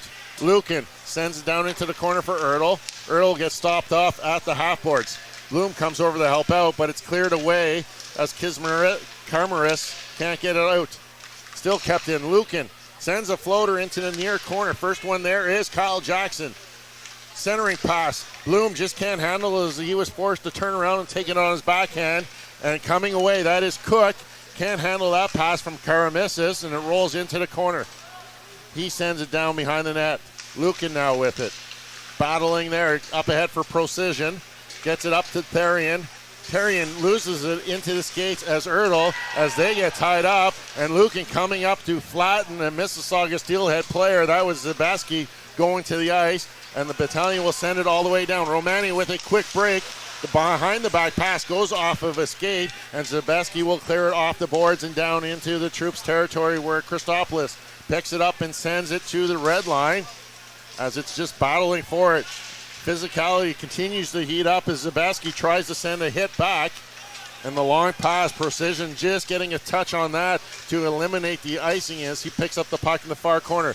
Back to Christopoulos. Christopoulos' shot blockered away into the corner, and it's kept in there by Turley. No, it bounces over him and just sneaks out, and now bringing it away. That is Harding across, leaves it there for Benny. His shot gets blocked as Turley takes that off the skates, and now the troops go the other way. Romani, Christopoulos, who has joined the rush. Something we've seen quite often tonight is the defenseman jumping into the rush for the Battalion as Zito sends that cross court into the far corner. Tarasevic behind the net. Out front was Zito trying to center it for Petrov, but Petrov picks it up. Back to the point, sends it down low. Zito overskates it, and Spencer gets it up to Beck. Back to Zabeski, who goes far side, and it's just sent in by Beanie as the Steelheads want to finish that line change that they started, getting one done already as the Battalion get it, but it's kept in by Sharp. He sends it down the boards, in behind the net. Nelson up the half boards to Tarasevic. Little spin move. He gets it advantage, carries it down the right wing side. He'll send it down around the boards with some speed. Petrov overskates it, and it's picked up there by the Steelheads. Vesia, Hardy now with it. Beck shot off of a stick and doesn't get through as Nelson gets hit hard from behind, and that's going to draw the attention as Beck was the one delivering a hit. We're going to have a delay penalty coming up, so the Battalion will go back to the power play here as the whistle is blowing for that penalty in behind the play. Yeah, nasty looking hit for behind the play there as Nelson goes almost horizontally into the boards, sliding across the ice. So the Battalion, noted for their physicality, might have some answer for that later on if things continue that way. But getting the power play here, and we've seen this power play, the OHL's 11th ranked power play, go 1 for 1 tonight so far. So they're looking for another power play like that first one. And it's Xander Vesey in the box for the Steelheads. 2 minutes for roughing as Ertl takes a high stick. So we're going to get a 5-on-3 advantage as it's Del Bell Blues going to the box. So it's going to be almost a full 2-minute 5-on-3 advantage as it's going to be a slashing call actually going against Del Bell Blues. Ertl going down and holding his face. We all thought it would be a high stick, but yeah, getting the call for the slash. And like you said, almost 2 full minutes of 5-on-3. You got to think the Battalion score here sometime in the next 2 minutes. Yeah, the key to 5-on-3s is try and condense the shooting area, try and get the D in as close as they can. I want to see the D about the top of these circles, but the Steelheads win the draw and will clear it down the ice as DiVincentis will come and play it up ahead for Jackson.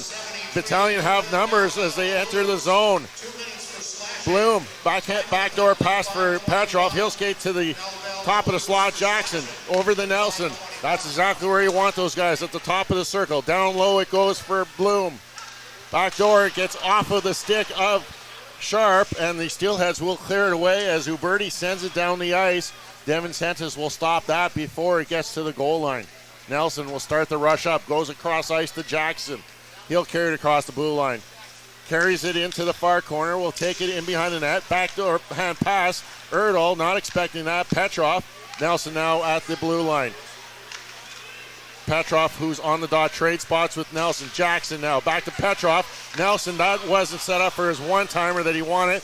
Jackson, backdoor Petrov. That pass doesn't get through as Von Richter gets a stick on that, and the Battalion will have to reset as they take the puck into their own zone. Petrov to Bloom. The Battalion really not getting any shots toward the goal here on this 5-on-3 opportunity. Ertl leaves it for Nelson. Nelson with a nice little spin move away for Shin. He'll take the shot, blocker save, rebound into the corner, picked up by Nelson. Back to Petrov.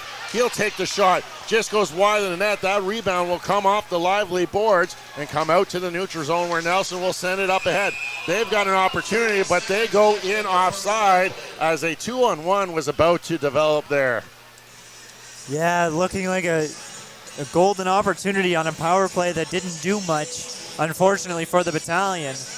They maintained possession for a lot of it, and moved the puck around, but just couldn't get anything towards the net as they're coming up on got to be getting close to the end of the penalty here for the Steelheads as Vesia is standing up in the penalty box. He's up to his feet, so only a few seconds left as he was signaling to his bench to get some directions when he gets out of the penalty box, as that's Christopoulos carrying it up the ice. Wakely gets across the blue line. Back to Christopoulos. Wakely now. Down low it goes for Romani. Back to Wakely. 10 seconds left, and Vesia back out, and the Battalion can't capitalize on that 5-on-3 as that's sent up ahead, and a 2-on-0 is developing as Del Bel Belluz will capitalize on that opportunity as he comes out of the box, and we're back on level ground as that is Luca Del Bel Belluz with his 17th of the season, makes it a 3-3 game. Just absolute worst timing possible for the North Bay Battalion. Getting a couple of bad passes right at the tail end of the power play, turning that puck over just as both guys come out of the box from ending the 5-on-3, and a 2-on-0 on DiVincentis, not much he can do. And you got two of your top players coming out of the box, Xander Vesia and Luca Del Bel Belluz, as no mistake occurs there, and we're getting some questioning at the bench. Kind of thought maybe at first Del Bel Belluz wasn't going to be the happiest as he ran out on top of the official, knocking himself down. He had to get back to his feet and continue on that 2-on-1 or 2-on-0 basically. Christopoulos just about getting back there, but not enough time to get back there. And Del Bel Belluz making no mistake, putting it over the outstretched blocker of Dom DiVincentis. Not sure really what the Battalion want to look about. Yeah, the only thing I can imagine might be an offside coming into the zone. Just, you mentioned Del Bel Belluz kind of jumping out on top of the official. Maybe ruin some of that timing, and he ends up a little bit offside. We'll see what happens here. It might just be about the time as well.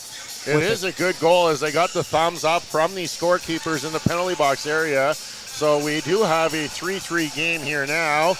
And the other thing I thought maybe was curious was, did Del Bel Belluz leave the penalty box too early before his penalty expired? But without a clock, you have the tell. timekeepers in the penalty box to keep track of that, right? But anyways, it is a 3-3 game here. That goal coming at 7:30 of this second period as the puck is in behind the North Bay Battalion zone. Misa jumping on that, and Dom DiVincentis getting lucky as that caught him off guard, off of his skate, and it came right back out. Could have went the other way and into the net. Misa gets it out front. Tarasevic will pick up that pass and take it the other way. That is Van Steensel leaving Lukin. Tarasevic. Again, seeing the defense jumping in on those rushes tonight for the North Bay Battalion, something that I haven't really noticed much. Van Steensel trying to bring it out front. Lukin will come in, and Precision sends it towards the goaltender. Gloved down by Lenders, and it's taken away by the Steelheads, and they'll go off the boards and get it out to the Battalion territory. Well, Hislop will wait for it in behind his own goal. Tarasevic, cross ice. The Battalion making a sloppy line change, but didn't get caught as the players coming on the bench were still coming on the ice were still on the bench. Christopoulos gets it over the blue line. Bloom will push it into the corner. Will Jackson will skate after it. He's being watched there by Harding. Pushes it in behind the net. Out it goes as the Steelheads send it down the ice. No icing as Kennedy will get there first for the North Bay Battalion. Stretch pass as Bloom has to duck out of the way of that as Ertl and Jackson collide right at center ice, and that's going to go the length of the ice for icing, so it's going to come back down inside the North Bay Battalion zone. An absolute momentum killer for the North Bay Battalion, scoring that goal late in the first, and then unfortunately doing nothing with a 5-on-3 and giving up a goal the other way. And since that goal, just looking a little sloppy. You mentioned the line change for the Battalion. Guys jumping over the boards as a pass headed that way. And that one there, a clearing attempt, guys ducking out of the way of it. Puck squirts out in front. That goes off the stick of Hardy and tipped over the net as the Steelheads continue the push here midway through this second period as we are back on level ground, all even at 3 apiece, as Bloom will leave it there for Christopoulos as he gets run from behind. Bloom a little slow to get up, and we'll have to wait and see who it is for the... It is Xander Vicia. He'll be going back to the penalty box as the Battalion will get an opportunity again on the man advantage. The trainer coming on the ice here for the Battalion. Just looks like he's not doing much. Bloom makes his way to the bench. But, yeah, just a scary looking hit. Whenever a guy gets hit from behind like that. It's going to be a 4-minute high sticking penalty as it looked like Bloom got the stick up into his facial area. So the face-off will come down inside the Steelheads territory as it will be to the left-hand side of the goaltender for the Mississauga Steelheads in Ryerson Lenders. The emergency backup tonight for the Mississauga Steelheads is actually the third goaltender of the North Bay Battalion, Michael McIver, is sitting on the bench watching from the opposition zone tonight. So a little bit of a weird example of how the North Bay Battalion help out, as there is a little bit of blood on the ice. So the linesmen are going to wait and get some accessories to help clean that up. Looks like Charlie Giesler is over waiting for the bucket and the shovel, but it'll be the ice crew that comes out to do the work for the linesmen. Something that happened last night in Powassan, and it was the linesmen that had to do the brunt of the work as Matt McClellan was doing the shoveling of the water in the goal mouth area as it wasn't freezing up quickly enough. This time it is the blood of Josh Bloom getting scraped off the ice as he's still getting a 10-2 on the bench by the trainer of the North Bay Battalion. Yeah, Bloom needing some patchwork there. And you mentioned the backup goalie for the Steelheads tonight, the Battalion's third goalie, also playing with the Trappers. But we'll see you just show that the OHL is just a bit of a step down from the pro leagues. You get, you get to call the extra goalie from the other team as your backup because you couldn't get a guy for tonight. Or then you're talking another step down in the NOJHL in Powassan there where you get the linesman repairing the ice a little bit. Always nice to see a little local hockey. So the North Bay Battalion will start a different unit, or their second unit. Their second power play unit now features Pasquale Zito on the wing with Romani and Wakely up front. Liam Arnsby and Ty Nelson. Nelson the only defender out there for Ryan Ulan on this power play that is run through. Scott Ray does the power play for the North Bay Battalion as they're trying to get things back on board after not able to capitalize on that 5-on-3 just moments ago, in which saw the Steelheads actually capitalize on the two guys coming out of the penalty box almost at the same time. Yeah, if you're the coaches of the North Bay Battalion, that you're trying to take this opportunity to regroup your guys. This little extended delay. We saw Nelson head over to the bench and take some direction, but they'll try to get underway. The door's still open here, but we'll get underway now.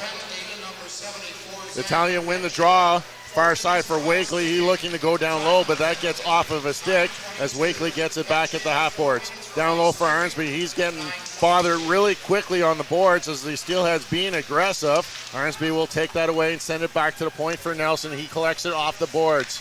Wakely at the half boards on the far side, spinning, looking for Arnsby. He can't corral that pass, and Sharp will jump on that, and he'll clear the zone as he goes back against the direction. As that comes out, Nelson will handle it right in front of the Steelheads bench, and Wakely will retreat right in front of his own goal. Up ahead for Nelson. He'll send it hard around to the far side. Arnsby will gather it up, take it below the goal line where he stops up in the corner. Little sauce pass back to Wakely, over to Romani, down low, through the feet of Arnsby, and now he'll send that into the goal mouth area as the troops will regather. Wakely's shot, glove down by Lenders, and that will create a face-off here on this power play as the Battalion will send out their first unit here. Battalion getting a couple of chances here early. We're seeing the Steelheads were in that 5-on-3 really trying to cut down the shooting lanes. This penalty kill here, it seems like they're really trying to attack that puck. We saw Arnsby getting harassed behind the net and a couple other passes go awry. First unit out now for the North Bay Battalion. Let's see if they can get something going. They do lose the draw, but Nelson will keep that in and sends it in. But the Steelheads now with an opportunity as that gets sent up ahead. Beck, he's being watched. He's trying to get knocked off. Nelson goes to the ground, and finally Jackson will finish him up as Petrov will break away with the puck. Gets across, leaves it for Ertl as he crosses the blue line, steps in, fires a shot, rebound off the end of the boards, and it's cleared away there by the Steelheads, but Nelson keeping it in at the blue line. Jackson now, down low, Ertl out front, Bloom with the shot, but Lenders with an even better save, and again, this time it hops over Bloom's stick, and it's taken away by Beck. He'll get it into the zone, fire shot, kicked aside by DiVincentis. Rebound goes all the way out to the blue line where it's picked up by Bloom. Skates in, stops up, sends it across the ice. Little touch there by Jackson who goes into the corner. Jackson in behind the net. Into the corner, he sends it for Petrov. Petrov back to the point, Christopoulos. He'll walk to the center. Back to Petrov. He'll like to shoot. Rebound there. Cleared away before Ertl can get, or Bloom could get his stick on it. Great job there as it was cleared off the line by Cook. And the Battalion forced to take it back to the neutral zone. Bloom stopped up at the blue line. He'll send it in on the backhand, and it will be Sharp, the first one there, and he'll send it down the ice as Christopoulos will glove it down at the faceoff dots out his own zone. He'll circle off of a check and open up some ice in front of him. Arnsby looking for Romani. That was out in front of him, and it will roll down into the corner. Romani. Arnsby comes in to help out as a scrum develops in the near corner. Zito in there also trying to dig that puck out for the North Bay Battalion. Von Richter doing an excellent job killing some time off as Christopoulos will come in and keep it in, but Von Richter will find that puck as it squirts out to the center of the ice, and we are down to only seconds here. Looks like 1 minute remaining in this penalty to Vesey as he singles across, and Hardy will pick that puck up on his backhand, just killing time as he takes that into the corner. Christopoulos will ride him in, and the Battalion will dig it out. Wakely takes the hit from Ruberti in the far corner. Steelheads doing an excellent job killing off this penalty inside the troop zone as Wakely finally picks up that puck. He'll send it in around with some speed on it as it goes through everyone and out to the neutral zone. Nelson will wait for it as Christopoulos had to get off the ice before he can touch it. Nelson carrying it in, and it's turned away by the Steelheads. 30 seconds remaining in the penalty as announced over the PA system. Battalion with another quick last second dagger if they try and get anything set up. Beck gets it down. Steelheads just killing off the final seconds as Vesia up to his feet now. Looks like the door is about to open here to let Vesia back out onto the ice as the Battalion still have control of the puck. But Gordon takes over for the Steelheads, and we're back to 5-on-5 action as Vesia re-enters the ice surface. Bloom taking care. Puck kept in by Nelson. Bloom will pick it up, but no, Nelson couldn't keep it in as a delayed offside called here as we are tied up at 3-3 here as we hit our center middle break here of the second period on the Frontline podcast. This period is brought to you by Canada Alumni Perks. Get information on special events and news or access the alumni job portal. Visit canadacollege.ca/perks for more information. As we come back inside Memorial Gardens here we're just over halfway through the second period. Actually, we're more than half because only 6:28 left. Oh, 6:28 left. I missed the announcement there, but we'll see the North Bay Battalion power play coming out a little flat again there. As Vestia comes out of the box just before that whistle. You know what this feels like, Derek, is you know when like during COVID TV channels were showing old hockey games and stuff, yeah, like old Canada Cup games? I'd watch those with my dad, and I would be completely lost with the times because they didn't have a scoreboard up. And this is what this game is feeling like a little bit. I just have no idea how much time is left. I know, or when the announcers were doing games from different locations, and they were trying to guess because they weren't on site of what was actually happening. 6:28 remains here in this middle frame as the Battalion win the draw. That's Romani carrying it into the zone. He'll backhand down into the corner. Precision will get there first for the Battalion. Trying to battle Therian, can't center that pass, and it just rolls out. And Misa will take a big hit as Lucan catches him coming across. Lucan will draw a penalty on that hit, and we'll have to wait and see, as it was a head contact penalty, as that created a 2-on-1 opportunity.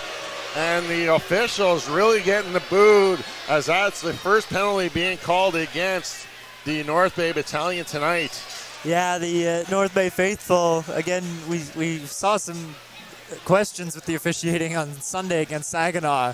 So the crowd not having a high tolerance for the penalty calls tonight. But the penalty there almost looked like Lucan didn't mean to hit him, or at least Misa didn't see it coming. No, and they're actually going to review this to see if it determines more than the 2-minute or 4-minute head contact penalty. They're looking to see if it is actually a 5-minute head contact penalty, something we saw last year in that first game that Alexander Lucan played at home, and he did get assessed a 5-minute major for that head contact. But it takes you back to looking at the highlights from the Minnesota Wild game last night, in which you saw Ryan Reeves take that open hit and nothing getting called on it. And it looked very similar to what we saw in the NHL last night in that Minnesota Wild game. Yeah, I think unfortunately for Lucan here a little bit, like I said, it almost looked like Misa didn't see it coming, because he looked pretty shaken up getting up, and Lucan kind of ran into him, and I don't know if he realized that Misa didn't see him or wasn't quite looking himself, but it just, you never want to see that happen in the middle of the ice like that.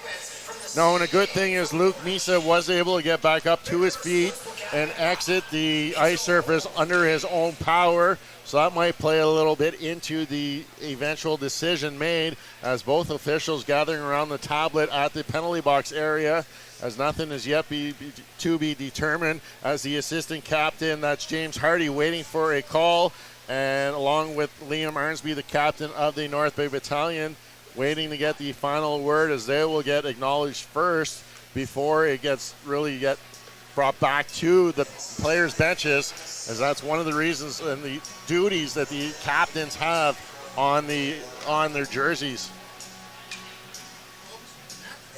Yeah, just the teams waiting around here. They'll as they take a look. We're hoping by now that you think they might have an idea of what's wrong with the clock and how to get it going.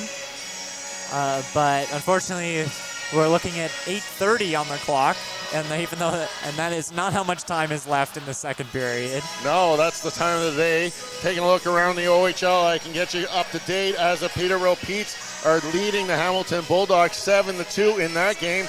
J.R. Avon with 3 goals and assists, leading the Peterborough Petes.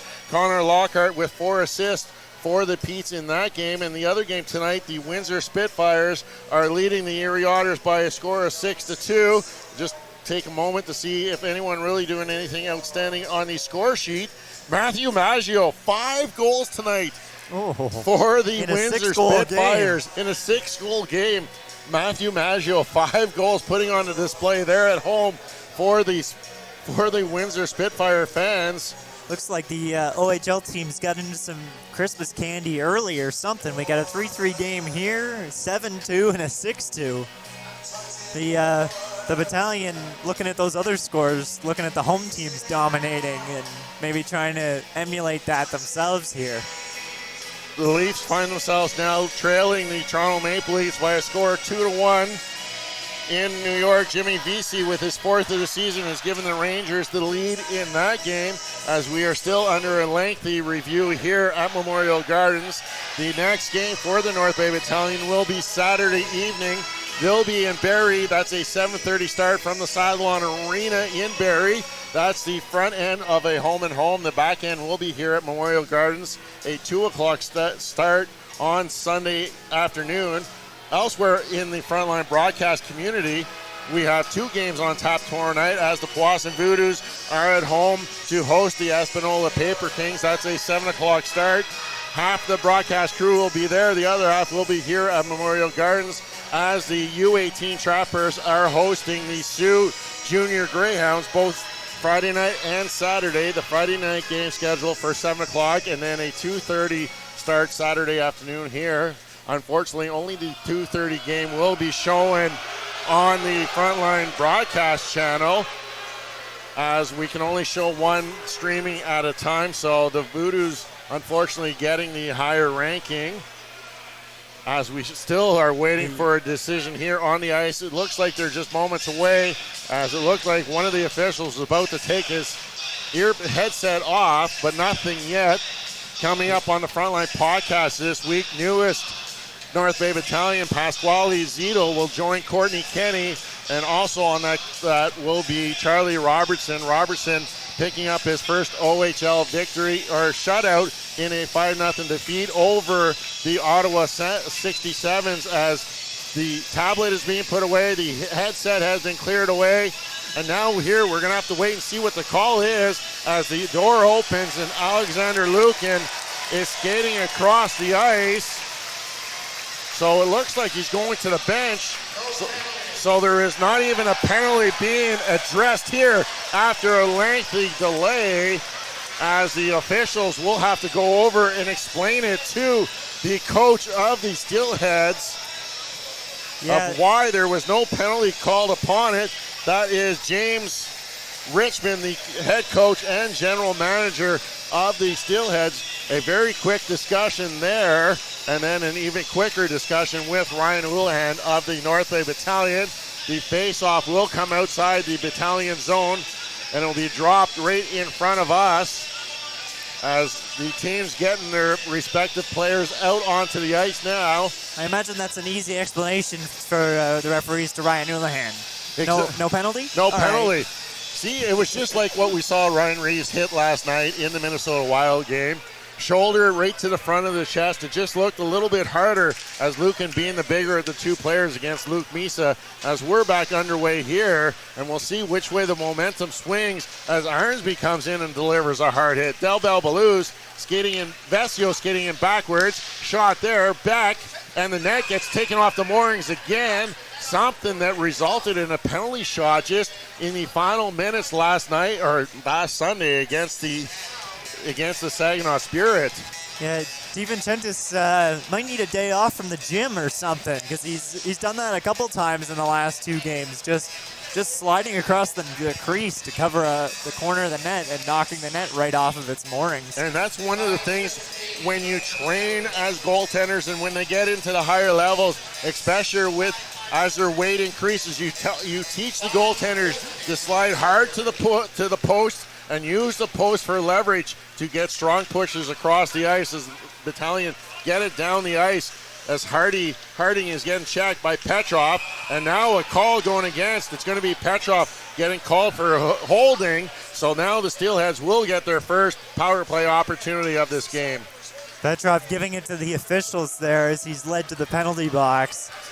Him and the North Bay faithful not pleased by this call.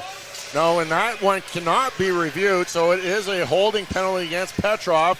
So for the next 2 minutes, he'll sit in the bin or less, depending on the outcome on the ice, as the Steelheads come in with the 6th overall power play. They've been converting 23.6% of their opportunities. They've scored 26 goals on the 110 chances they had, as the Battalion can't clear it, and it's kept in at the point by Sharp. Sharp down low, back, try to go short side. That goes off the puck, bouncing puck. No one could find it. Finally cleared out of the blue paint by the Battalion, but kept in. Sharp, one-timer set up. Hardy can't find the handle as that goes into the corner. A couple of Battalion will bounce back on that, and it gets sent to the near side. Del Bell Balouz will walk down to the half boards. Down low, Beck sends it through everyone, and it gets cleared. So the Steelheads helping out the Battalion clear the zone as they're forced to retreat all the way inside their own zone. Chase Sharp getting a little extra time in the absence of Ethan Del Mastro away at the World Juniors, as Chase Sharp getting some extra time on the power play, taking that spot of Del Mastro. as it's being tied up in the far corner.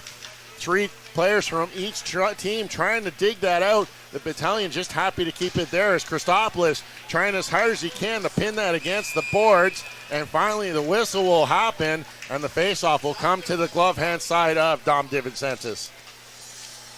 Yeah, I'm glad to see the, I don't know if a memo went out or something, but we saw that a little bit earlier in the year where guys would pin it against the boards and we'd have to wait what felt like a long time for those whistles. So nice to see that they're starting to blow those dead when guys pin the puck up against the boards.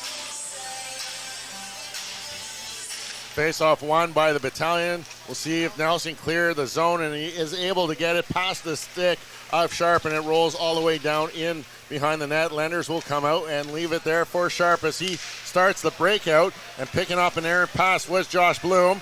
He will spin, killing off some time in the Steelheads zone, but he turned it over and Sharp will skate it into the zone. They can only get a couple feet in before the puck starts bouncing away, and it's finally cleared all the way down the ice by Justin Ertl as Bloom looks to be opened up again in that lip area, so he might require a little bit more attention on the bench when he gets there. Sharp leaving it there for Uberti. He will skate some speed. Uberti, one of the overagers that's been scratched throughout this season, as the Steelheads still carrying 4 overagers. They'll have to clear that as you're only allowed to carry 3 after the trade deadline in January. The only team with really room is the 67s for an extra overager, as the penalty has expired to Petrov and is brought down by Nelson. He sends it down the ice. Icing will be called as Von Richter gets back there first. So the Battalion will be forced to keep out some tired players out there on the ice. Yeah, you mentioned that. Luckily for them, Petrov is one of the guys on the ice, so he's had a good 2-minute break just now. But unfortunately, like you said, not able to get that change for your tired penalty killers. No, Ertl to take the draw for the Battalion against Carmuris. Back to the point. The shot there by Harding does not find the net as the rebound is corralled by the Steelheads, but it does finally get out to the neutral zone where Harding will look ahead for Binney. Binney and Hislop battling for Tarasevich helping out. Nelson will pick up that puck, getting up ahead for Petrov. Petrov comes across the blue line down the right wing side, centering pass. Christopoulos. The Steelheads calling for a too-many-men penalty as Petrov with the puck in the far corner. Leaves it there for a Precision. He'll just leave it for O'Mani as he overskates it, and the Steelheads will clear the zone as an opportunity opens up. Zabriskie can't hit the mark, and Gordon will send it back into the Battalion territory. Well, Lucan will pick that up. He'll carry it in behind the net where he gains some speed. Makes a move away from one defender across the red line. Now the blue line. Shot kicked aside by Lenders as Lucan goes end to end, and the puck gets cleared out by the Steelheads. Vicia takes a shot that goes off of the stick of Christopoulos as Lucan again delivering another hit in behind the net. Romani exits the zone with the puck, putting it through the feet of Haley, and he gets knocked off the feet, and the fans not happy with that as no call on the game again. Vicia with some speed going down the right wing side. He's got Nelson in front of him. Nelson will carry him in behind the boards. Leaves it there for Hardy. Centering pass picked off. Jackson up ahead for Ertl. Ertl can't handle that as he was in behind all of the Steelheads players. His centering pass looking for Jackson. Nelson comes in to help out, and the Steelheads will break out the other way. Up ahead, Hardy with it. He's got Kennedy to beat. He can't do it. His shot, blocker save there by DiVincentis, and Nelson. Nice little spin behind the back pass. Ertl, nifty little leave it for Jackson, carrying it into the face-off dot. He'll stop, carrying it back. Bloom now on the ice with him. Bloom, backhand pass, gets picked off by Gordon, and the Steelheads will clear the zone before the Battalion. Jackson bringing it back in, trying to get to his forehand. Leaves it for Bloom. Bloom shot goes off of a body in front, and it finally gets cleared out. Christopoulos will chase it down into his own territory. He sends it cross ice for his partner Hislop. Up ahead, Ertl now with it. Just over a minute remaining in this period. 1 minute now till ceasefire in this middle frame. It's still 3-3 here at Memorial Gardens. Is flipped up. Hislop pass just makes it to Arnsby, but he'll give it right away at the blue line. Zito picks it up at the red line. To Wakely. Wakely looking for Zito as he cuts to the net. In behind the net. Zito with one hand on his stick, the other hand battling off a player, and Arnsby. Wakely centering pass doesn't go through, off of the fleet of Gordon. Arnsby with a shot off the side of the net. 30 seconds now left. The Zito. Arnsby shot trying to catch Lenders off guard as Wakely picks it up. Tries to get to the middle of the ice. Gordon will just flip it out to the neutral zone, and Wakely retreats to his own territory. 15 seconds left now as Wakely sends it off the end boards. Hislop. Just a few seconds here remaining. Arnsby. Wakely with a late opportunity. Gets knocked down, and the horn will go here to end the second period as the teams will go into the dressing room all tied up at 3 apiece. Yeah, you mentioned that tying goal coming from the Steelheads in that second period. We'll see what the teams can do to finish this game up heading into the third. And with this, we'll be joined by Courtney Kenny after this with your second period intermission.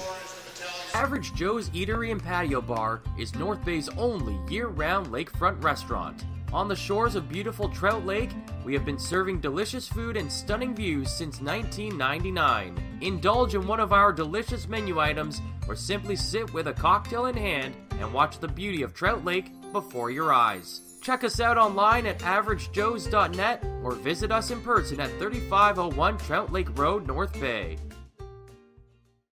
As a Canadore College alumni, you have access to perks. Canadore Alumni Perks.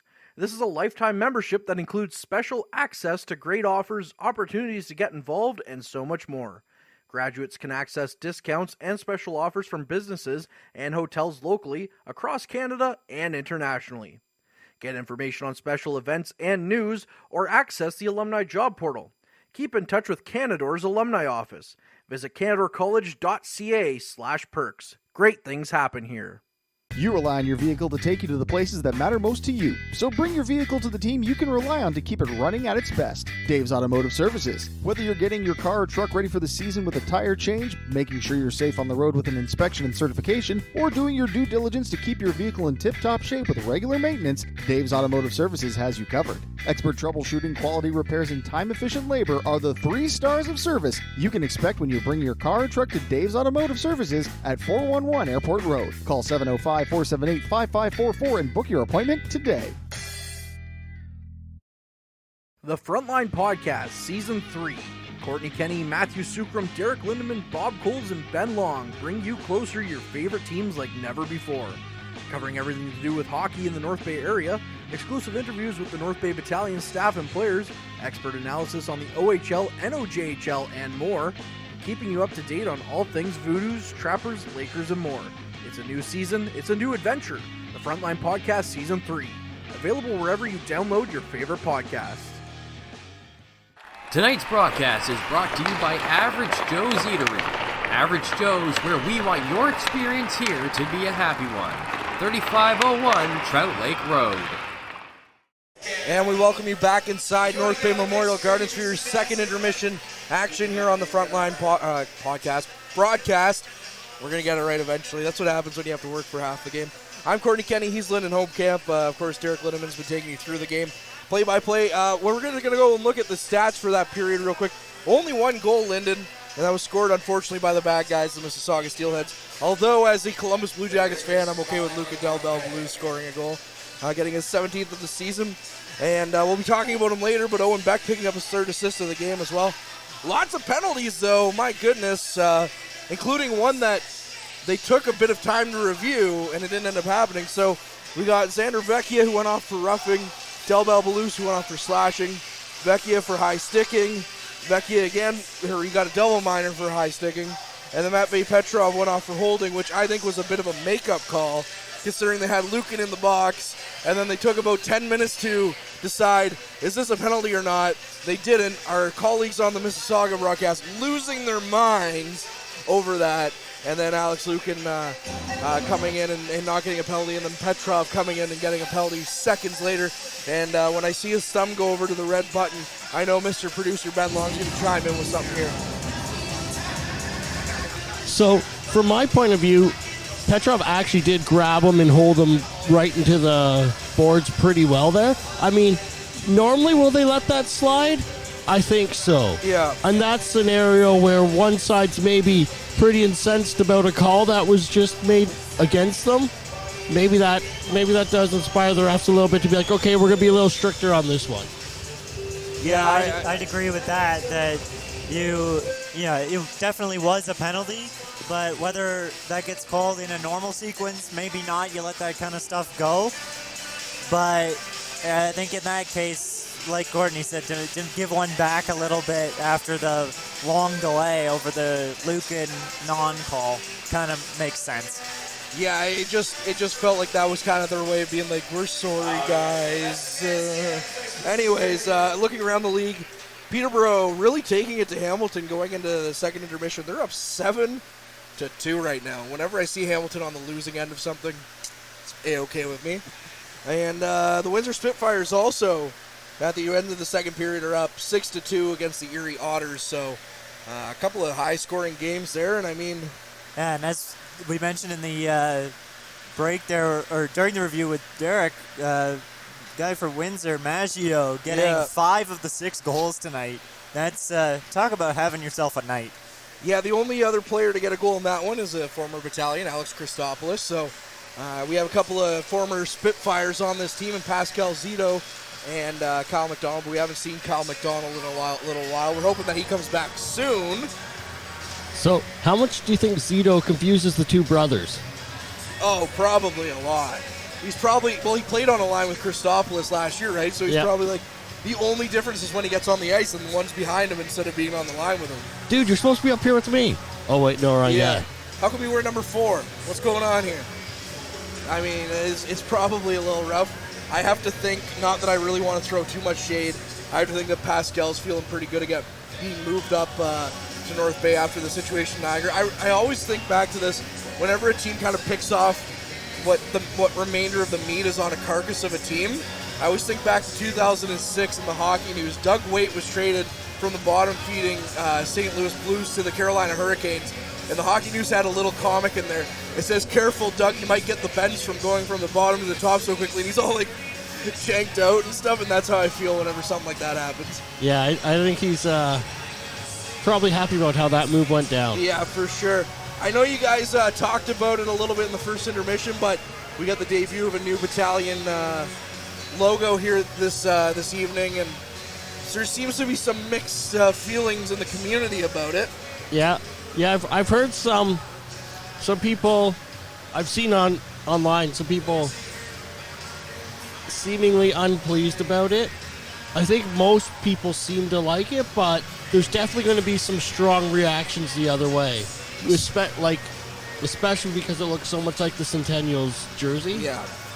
So, Lyndon, I know you like to kind of hover around the fence a little bit. How are you feeling about it? Yeah, no, I like this look. I mean, I like the old Centennials jersey too, but we were talking in the first intermission, like the black is such a sharp color. Yeah. I mean, it sounds kind of dumb, but black shirt, white ice, and it stands out there. Yeah. So I'm a big fan of this look. I would like to see the Voodoos bring back a Boston Hawks style jersey. Well, that'd be cool. That'd be neat for sure. I selfishly stopped in the store on the way up here. I did buy 2 shirts. I got one with the tank and I got one with the shoulder patch. The shoulder patch is infinitely better than the tank. I do like that little white bar with the maple leaf. And the North Bay logo? Yeah. I think in terms of like a classy logo, you're definitely right. But I mean, there's something like cartoony and neat about that. Yeah. About it. Like, I'm a sucker for those types of logos. Like the what was it?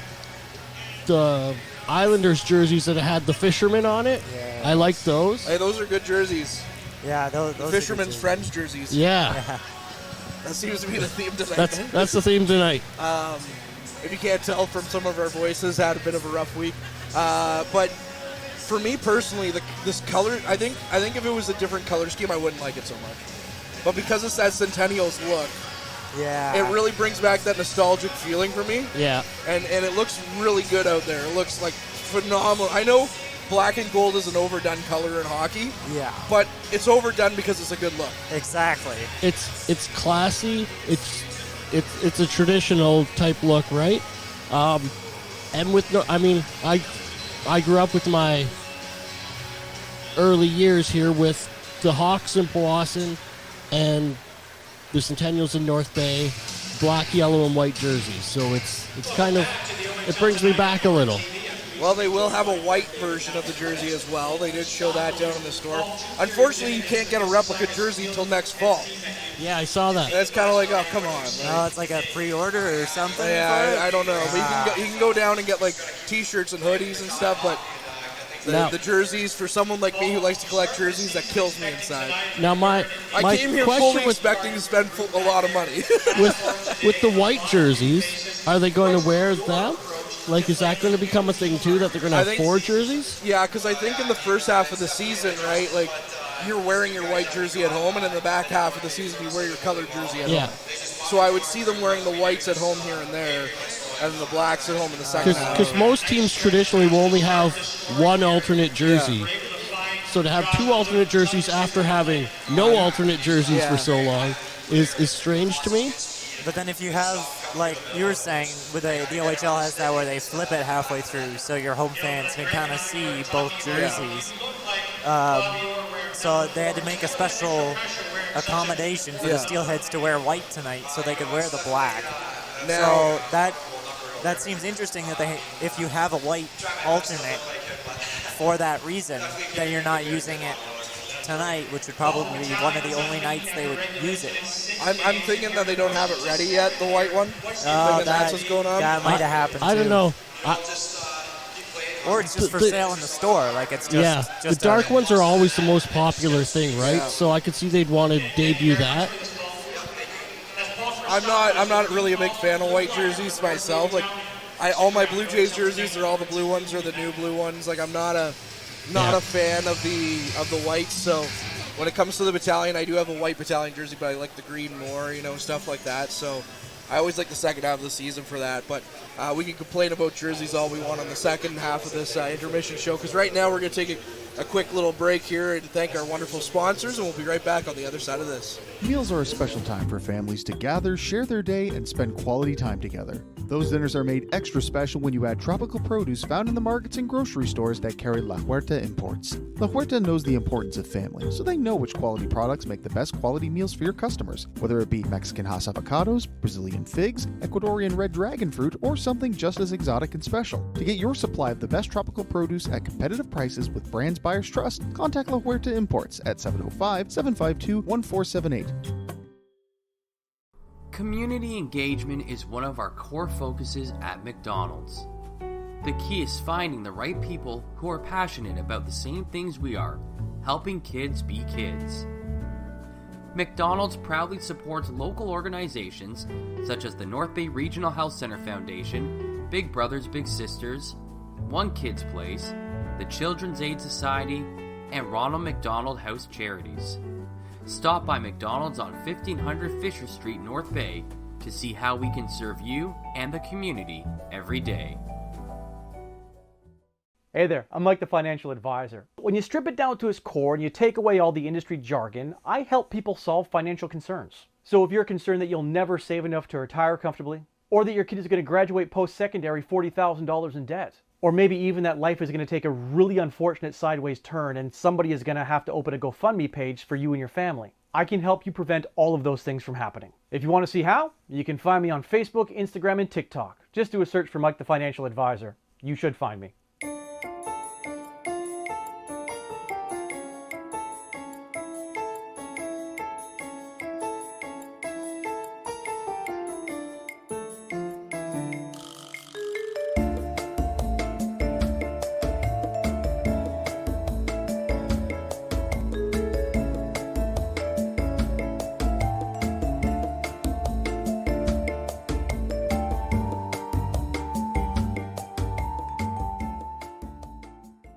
Players to Watch is brought to you by Mike the Financial Advisor. If you have financial questions, he has financial answers. On Facebook, Instagram, and TikTok at Mike the FA. And back inside Memorial Gardens here, our players to watch have had themselves a couple of games. For the Mississauga Steelheads, Owen Beck's got 3 assists on all 3 Steelheads goals. And for the Battalion, Ty Nelson. Courtney, I know you haven't seen a ton of the game, but we always know what to expect from Ty Nelson on a game. Yeah, Ty Nelson, he's fun to watch, and even not in what I was able to see in that second period, he was up and down the ice, all over the power play that they had, the 4-minute power play. I don't think he came off the ice until the 2-minute mark of that power play, and then even with Owen Beck, he's had a couple of chances as well in the back half of that second period. That's the thing about Owen Beck that I don't like, is he always is a thorn in the side of the North Bay Battalion. Him and Luca Del Belbaluz and James Hardy, they're like a 3-headed dragon, basically. The Battalion continuously have to try and slay every single game they play these guys. So yeah, the players to watch once again for the front line coming up strong. Yeah, we see the officials making their way onto the ice. Owen Beck, we've been seeing from him. I've been seeing him a lot on those odd man rushes, breaking out, taking that breakout pass and coming into the zone. What I'm liking about Owen Beck and disliking about him at the same time is how he's just a threat. He's on the ice and you have to be aware of him. Yeah. As a person in North Bay, I'm not a big fan of him. As a Montreal Canadiens fan, I love it. Yeah, of course, Owen Beck, the second-round pick to the Montreal Canadiens. I know you're probably not the only person in the building tonight that's both a Battalion fan and a Habs fan. Lots of those in North Bay. Not this guy. No. I'm unfortunately a suffering Leafs fan, but they've done pretty well recently. But my second team is the Blue Jackets, so I feel the same way about Luca Del Belbaluz. Anytime he comes up here, I'm like, here we go. Yeah. I hate that you just scored, but I love it. Yeah, and of course these are teams, Mississauga Central Division team. We see a lot in North Bay. Yep. They're playing each other, 6 or 7 times over the course of the year, and especially in the COVID less travel years, playing them even more. Well, that'll about do it here for our second intermission. We're going to give things back to Mr. Derek Lindeman. Of course, Lyndon Hopecamp will be there for that as the teams are back out on the ice. The North Bay Centurions, that's going to take some getting used to. I do prefer the Battalion or even the Centennials, but we'll let that be for now. We're going to be facing off against the Mississauga Steelheads. The game is tied 3 apiece, 20 minutes left to go, and that'll, like I said, do it for our second intermission show.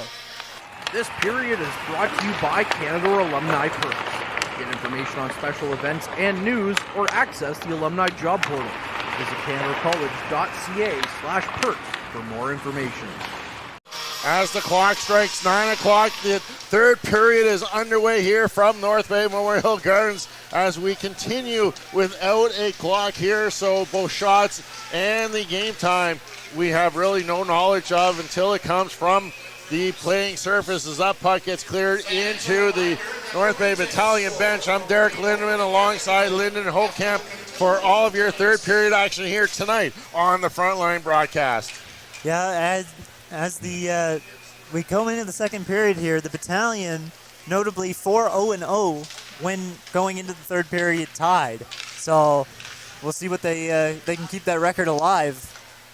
We'll have to wait and see as the Steelheads control the puck as it gets dumped in behind the net. DiVincentis comes out to play it. He'll shoot it up around. Petrov can just tip it out and finally clear it away. The only one there is Sharp for the Steelheads. Back at center ice, he gets hit hard by Zito, and he goes down to the ice as he gets tied up with Tarasevic. Harding will go in after the puck. Zito back picks it up as he turns just inside his own blue line. Far side, Hardy's shot. Glove by DiVincentis. He elects to hold on to it here for a face-off deep inside the troops zone. Yeah, the Steelheads getting a couple of chances earlier. Beck just getting stood up there at the just outside the Battalion zone in a solid hit. And the Steelheads able to dominate the play so far. 19:08 remaining in this third period.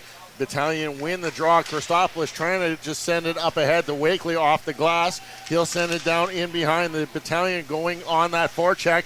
Van Steensel gets there first as Wakely comes out. Arnsby shot. Catches Lenders high up in that shoulder area. Lucan with keep it in at the blue line. Walks backhand towards the goal area.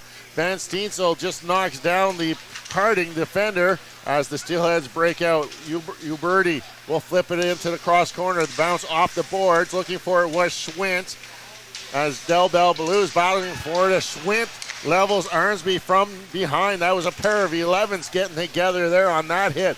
Van Steensel trying to use the defender as a screen. Drops it for Wakely.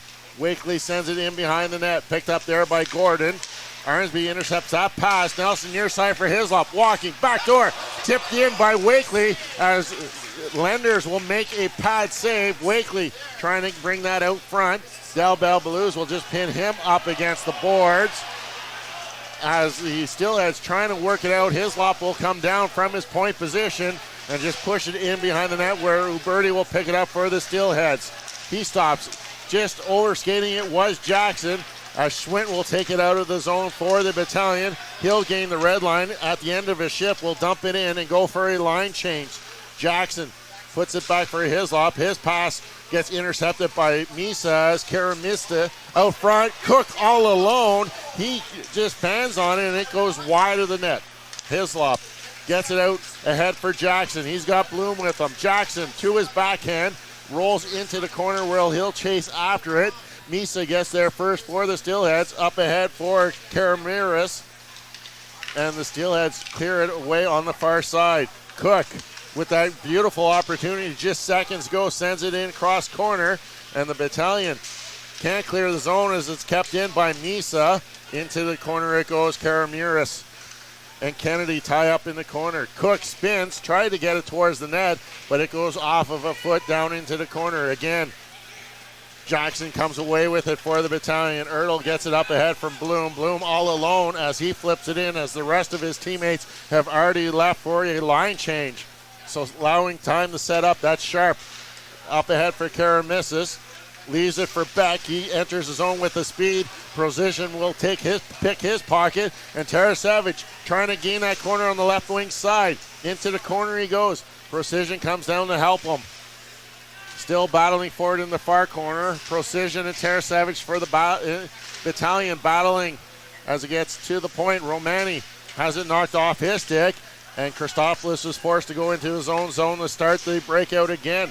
Tarasevich just tips it into the zone of the Steelheads where it's picked up by Spencer.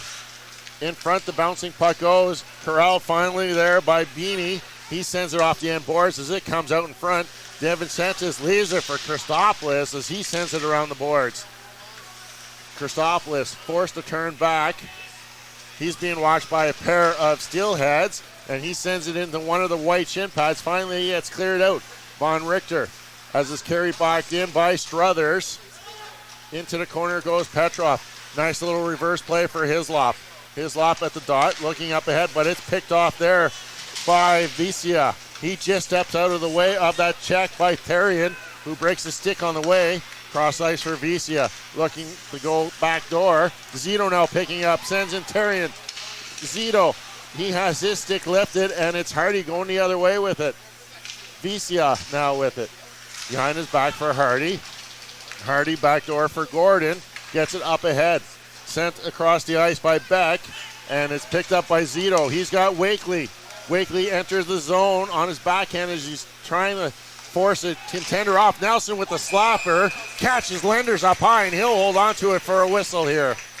Oh boy, Ty Nelson. He happens to be leading the OHL in shot attempts by over 20 coming into this game. And right there was an example of that as he just tees one up from just inside the blue line. And Leanders does well to collect that one. Yeah, Nelson entering tonight's game with 153 shots on goal. He was 20 shots ahead from the nearest contender in the OHL for shots on goal as is carried in by Del Bell Blues. Trying to centering it, knocked by Uberti as it goes in behind the net. Into the far side, Uberti will pick it up now as Wakely corrals it, gets it ahead for Hislop. Ben Steensel will enter the zone. He takes that hit by Sharp. Hislop centering pass cleared away by Vicia as the Battalion. Wakely fires it, goes off a leg into the far corner. Hislop gathers it at the blue line. To his partner, Nelson. Nelson around one man. Gets to the middle. He gets hooked as he takes down a pair of players, and it's going to be a hooking call coming against Jake Uberti of the Mississauga Steelheads. All of Ty Nelson's body weight just crashing into the Steelheads defense there, knocking a couple of guys down, and I can't quite see the number there, taking the hooking penalty to try to tie up Nelson there. Yeah, it was Jake Uberti going off for tripping or for hooking here as the Steelheads win the faceoff, but Nelson will keep it in momentarily, finally being cleared away by Harding, and DeVincentis will come out of his net. Battalion 1 for 5 on the power play tonight as they scored the opening goal of the second goal of the night for the Battalion. That was Josh Bloom, or it's Kyle Jackson on the power play as the Battalion battling in the corner, and it's picked up and sent down the length of the ice. This time it'll go on goal. DeVincentis will put it into the corner for Nelson. Beck back there to watch him on the forecheck. Little pass for Jackson. Bloom with some speed enters the zone. He stops at the half boards. Petrov near side for Nelson. Back to Petrov. Nelson's one-timer. Kicked aside and cleared away by Harding, and the troops forced to go all the way back as DeVincentis this time elects to play it all the way up the ice to the far blue line. Nelson will skate back towards his own zone. Petrov trying to go cross ice to Jackson. Jackson carries it in. Looked to be offside, but he stays onside. Petrov with the head fake. Head fakes everybody out, and Vicia will take the puck the other way. He's got Nelson on his back, and Nelson will just knock it into the corner. Vicia will pick that up as he's being bothered there by Petrov. Nelson comes in to help out. Gets it across the ice for Arnsby as the power play has started to switch up their units as some of the second unit has already come out as Arnsby goes into the corner. Romani there to help out. Zito backhands it down further as Arnsby battling along. Zito back to the point for Christopoulos. Walking over to Wakely. Shot off the knee of Gordon into the corner. As the Battalion still got time left on this power play. Wakely on the half boards battling against Gordon. Back to the point. Christopoulos sending it across to Romani. His shot steered aside. Wakely can't handle the rebound, and he gets cleared into the skate of Zito, and they'll keep it in. A few seconds left. This is Birdie ready to get back on the ice. The door is open. We're back to 5-on-5 action as Zito has the puck still inside the Steelhead zone. He'll turn and send it down low where Lucan will come down to pick it up in the far corner. He'll use his body as a shield, allowing Wakely to come take that puck away. Christopoulos with the centering pass. It goes off a couple sticks. And finally, Lucan now picks it up at the far circle. Into the corner he goes.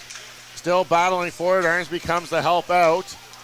Arnsby at the half boards. Leaves it there for Kennedy. Cutting to the middle. On his backhand. And Tarasevich with the goal. Putting up the North Bay Battalion. Nikita Tarasevich with his 8th of the season gives the Battalion a 4-3 lead. What a move by Nikita Tarasevich. Arnsby just leaves the puck behind at the face-off circle. Tarasevich picks it up, goes between two Steelheads, and just cuts right across the front of the net to flip it over the legs of Leaners. Yeah, it almost looked like a mishandle by Arnsby as he was coming back up the boards, and the puck jumped over his stick. Tarasevich took it, cut into from the side boards, just like the White Sea opened up, and Tarasevich took it down the middle and got past Lenders and put that backhand up for his 8th goal this season as the Battalion retake the lead here, 4-3. As they have control of the puck. Ertl, shot fired out of the glove of Lenders, and it's picked up there by Haley of the Steelheads, and they get it out. No, it's turned over. Bloom gets knocked off the puck by Sharp to Haley. Haley will flip it up to the neutral zone where it's knocked down by Hardy. Hardy across the blue line. Carmiris battling for it in the corner. Hardy trying to send it back to the point. Bloom will stop that from making its progress back. Finally gloved down by Sharp at the blue line. Hardy battling in the corner. Both teams mixing up their lines here in this third period. Haley near side for Sharp. He'll just dump it into the kitty corner on the far side. Nelson will gather that up and start the breakout for the Battalion. Off the glass out to the neutral zone. Kicked down by Sharp. Finally picked up by Del Belbaluz. He overskates it, and Bloom now has it as Zito goes to the ice as he gets kicked down from Schwint from behind. Schwint now on the far half boards. Tarasevic taking care of him. Petrov sending it down low. Tarasevic will pick it up. He fires a shot. Lenders will find the rebound. Puck loose at the side of the net. Finally, Lenders will get a glove on it, and we have a face-off here deep inside the Steelhead zone. Yeah, the Battalion coming out there really strong in this third period as they were still struggling with no clock. I'm still lost for how much time is left. 10:19 remaining. 10:19, so almost in at the this halfway third period. mark. That goal was scored at the 8:18 mark of the third period as the Steelheads will chip it down into the corner. Cook will go after it. Centering pass goes off of a skate of Kennedy. As they still controlling it, he gets it out. Lucan now will gather as he skates it out to the red line. He sends it around the boards, hard to the far side. Petrov trying to center it to Tarasevic. Zito finds it. His shot just off of the mark as he's trying to get a goal in his first game here with the North Bay Battalion. As Zito coming in over from a trade from the Niagara Ice Dogs as Tarasevic getting worked over as he is on his knees in the corner. As the Battalion control it, Tarasevic walking out. His shot steered aside by Lenders. Tarasevic again, back to the point. Looking cross ice. Zito fans on his attempt, and Nelson will just send it down in behind the net where Petrov will gather it up. Bringing it out on his forehand, backs it, hands it down low. Tarasevic being pinned there against the boards by Harding. The fans wanting a holding call. Nothing happening there as the puck on the near half boards. Hislop will vacate his defensive positioning, and it gets chipped out past him. Nelson will pick it up. He will attack with some speed, trying to catch the Steelheads on a line change as he carries it into the corner. His backhand pass. The only one there is Hardy of the Steelheads. He gets stopped up as Arnsby will take care of him as he comes off the bench. Nelson up ahead. That's chipped in by Van Steensel as the defensive pairing want to get off. That was a long shift for Ty Nelson and Hislop as the puck is in behind the goal. Van Steensel on the far half boards, down low for Wakely in the corner. He'll cycle it down low. Arnsby will let that go as Lucan comes in to take care of it in the near corner. He's battling for it along with Beck and Karamissis. Arnsby looking for Van Steensel, who was all alone. Van Steensel can handle that, and then his centering pass just goes wide off of the stick of Wakely as it's picked up by Beck. 2-on-1 developing. Beck, he's got Hardy. Great job by Christopoulos with that sliding to take away that pass opportunity, and now Christopoulos will take it the other way. Little bounce pass for himself, and the Steelheads now trying to catch the Battalion on a change as Gordon will carry it in. Into the corner it goes, picked up there by Schwint. Nelson will pin him against the boards as Precision will come in to help out. Christopoulos will join in that crowd as the puck being pinned up against the boards. Del Belbaluz will skate it to the far side. Back to point it goes. Gordon's shot knocks the stick out of the hands of the Vincentis as it's picked up there by Uberti. Back to the point for Sharp. Cross ice for Gordon. His shot tipped. It goes wide of the net. Uberti will cycle it down low. DeVincentis still without a stick as it is in the corner. Del Belbaluz now with it. Stops up. Looking to get that shot back in. DeVincentis now has a stick as the centering pass. And Gordon forced to chip it in as the Steelheads elect to go for a line change. Nelson for that big stretch pass. Petrov looking to find Romani. Romani tips it in. Anthony Romani gets the 5th goal of the night for the Battalion. That's his 10th of this season as the Battalion take a 2-goal lead here in the third period.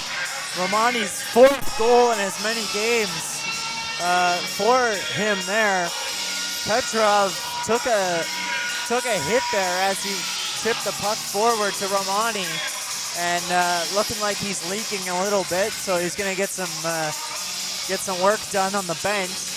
And a little bit more blood, so we'll have to get the ice crew out here again for some attention as the officials get together to discuss if anyone saw that high stick come up on the facial area of Petrov as he was slow to get back to his feet. And now they're trying to get the ice crew out to see what the occurrence is, or to clean up that blood. Do it the old-fashioned way and sprinkle some water over it. Hope it freezes up. Here comes the ice crew has been busy here tonight, as this is the second time they've been out cleaning up a little bit of red substance off the ice. And then during that second intermission, they had to do some ice repairs against the board. So the ice crew has been kept busy here tonight at Memorial Gardens.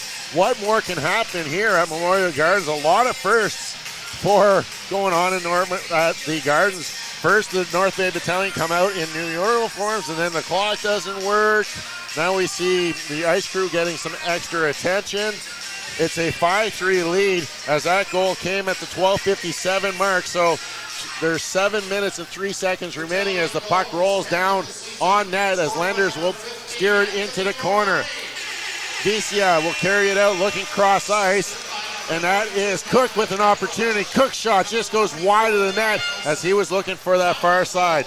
Jackson will respawn with some speed of his own, will carry it in, and he'll get knocked off the puck as Cook will take it the other way now for the Steelheads. He'll just flip it in the corner. Misa and Hislop will gather up in that corner as Kennedy comes out with the puck.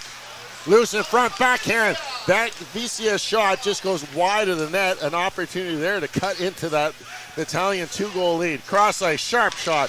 Blocked there by Ertl. Spin, looking backdoor for Misa, and it's taken away by Bloom.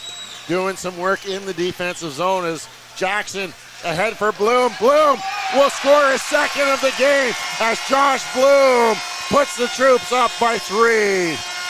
As the floodgates open up a little bit for the North Bay Battalion, we almost saw a goal from the Steelheads on the same play as Misa was left alone on the back door. But the Battalion take that turnover 200 feet, and it's Josh Bloom's second of the game. And it was Josh Bloom that intercepted that pass right in front of Divin Sentis that started that breakout. He had enough presence to join the rush, get to the center of the ice. Kyle Jackson making no mistake with a little sauce pass, sending Bloom in all alone, and he calmly tucks it in past Landers for his 17th of the season. As we're back underway as Lucan battles in the corner as Ramirez. Finally, Petrov will get it out, but Von Richter going up high like a rebounder to take that puck away. And we're going to have a call coming against the North Bay Battalion. It's going to go against Alexander Luking, a hooking penalty. The North Bay faithful, as always, vocal about their opinions on the penalty call as Lucan goes to the box. And as we've reached the media timeout here in the third period, it's the North Bay Battalion leading the Mississauga Steelheads 6-3 on the Frontline broadcast. This period is brought to you by Canada Alumni Perks. Get information on special events and news or access the alumni job portal. Visit canadacollege.ca/perks for more information. And we're back as the troops have added 3 goals in this third period to open up a 6-3 lead. Scoring in this period, Tarasevic, Romani, and Bloom with his second of the night have made it a 6-3 lead. Just under 2,100 fans in attendance here on this stormy Thursday night as the snow started to blow as we entered the building. But the anticipation inside hasn't let down as the new jerseys have been unveiled for the North Bay Battalion. The first time ever a third jersey has been unveiled for the battalion, as Scott Abbott made in an announcement earlier as he discussed the idea of having a third jersey back in 1998 when he started the franchise, and he wanted it to be a tank, and it's taken 25 years to get that into initiation, as it looks like the Steelheads are going to take their goaltender out here with 5:45 remaining in this third period as they find themselves down by 3 goals. Beck to take the draw in the defensive zone against Arnsby. The draw not done properly as Beck still hasn't even had his stick to the ground as Josh Jolly laughing about that draw. Uberti trying to pick out that puck but can't do it. The puck taking a bounce there as he dropped it, I think. So again, Beck and Arnsby to square up Beck winning the draw as it bounces back to the point for Sharp. Down low it goes. Hardy will send it down in behind the net. Beck. The Steelheads trying to strike out early here, and Arnsby will skate it out. He'll put it away, and Arnsby will hit from center ice. Liam Arnsby, the captain, with the 7th of the season, has made it a 7-3 lead. So, why pull the goalie? We don't know exactly how much time left, but if you're looking at 4 minutes left, even if there is only a minute and a half or 2 minutes left, you're down by 3. I don't understand that, but the Liam Arnsby taking advantage of the wide open cage from center ice on an interesting coaching decision. And that's a shorthanded goal for Liam Arnsby. That was one of the other reasons it probably is that penalty. So Arnsby alertly not worried about missing the net from the mid-center ice line as it's carried in by Von Richter. Into the corner it goes. He sends it around far side as the Steelheads are still on the man advantage. Von Richter will keep it in on this near blue line. Down for Misa, back for Von Richter. It hops over his stick as it goes all the way back into the other zone. I know we talked about the other 2 games as the home teams open up a lot of scoring. Pete's with 7 and the Windsor Spitfires with 6. And now the North Bay Battalion get added into that group as they've scored 7 goals in this game on home ice tonight. Von Richter sends it around to the far side for Karamissis. And it's cleared away. Christopoulos will send it all the way down the ice as the final seconds are ticking off on the penalty to Alexander Lukin. He's back on his feet, awaiting that door to open to let him back up on the ice as Von Richter with that little backhand pass for Misa. He skates into the stick of Kennedy. Not happy with that as the puck gets cleared all the way down the ice, and the troops making one last change here on the penalty kill to get a few fresh skaters out on the ice for the troops. The Steelheads will skate it out. That's Harding carrying it out across the blue line. Now the center ice. Dumps it in as he's going to chase it down into the corner with Wakely. Vicia battling with the 2. Christopoulos will clear it, and it's all the way down the ice.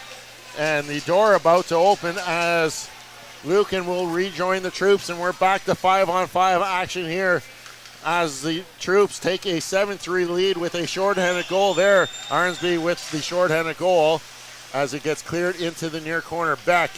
Hislop watching him as he takes the puck away from Beck. Spins away. Hislop will just send it across ice behind Therian as he'll skate after it. Icing will be blown here as Gordon was just a step ahead of the Battalion player. Yeah, tight race on the icing there. The game losing a bit of its edge here as some people starting to leave the building, and the 4-goal advantage for the Battalion. Trying to beat the rush out of Memorial Gardens.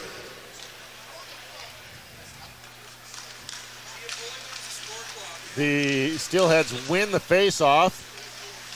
Beanie's shot. It's bouncing puck. Divin Center's not sure where it is as it goes in behind the net. Therian will skate into a player and Wakely will get it out. He'll just flip it down and go for a change. That will go wide of the net, so the Battalion are going to have to get those tired players back out on the ice. Wakely trying to sneak off the ice, but he's got caught there by the official. So that faceoff will come down deep inside the troop zone. Yeah, the Battalion just with a couple of icings there. Like I said, I don't know if it's that 7th goal that's just sucked all the life out of this game, it feels like. It certainly has felt like it as Del Bell Blues and Wakely wins that draw as Kennedy gets tied up in the corner. 5 tired troops out there as they're trying to clear the zone as it's kept in by the Steelheads. Del Bell Blues out. Uberti taking that shot, blocked by Turley, and the troops will get it out. Terrian will skate it over the red line as the other 4 players will get a change. Turley keeps it in, and he'll just send it in behind the net. Precision now with it, carrying it out the far side, cycles it down for Terrian.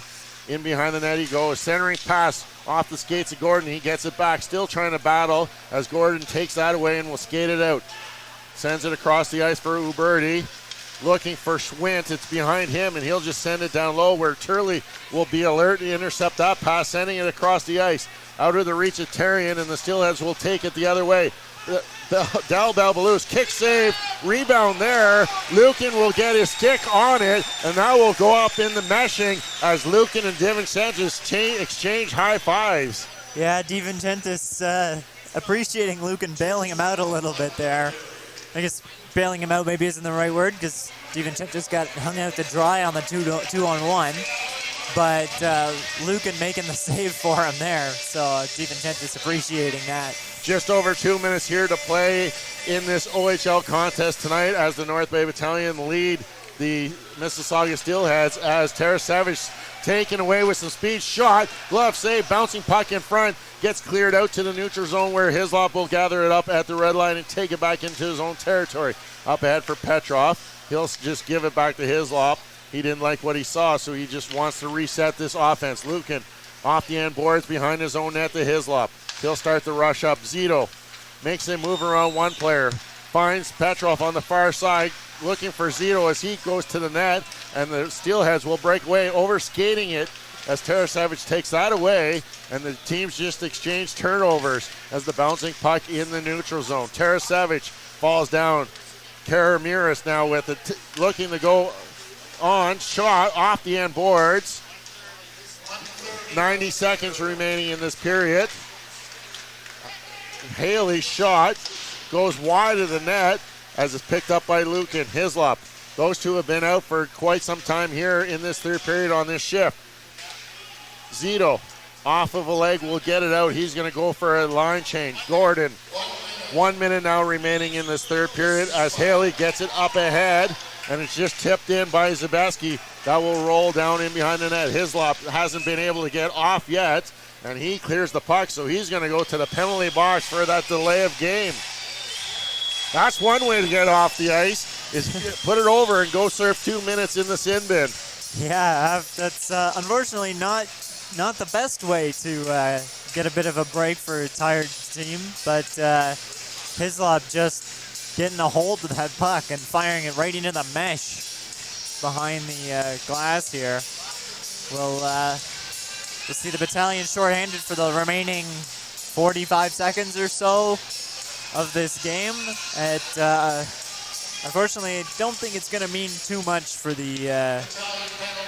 for either team in this 7-3 game.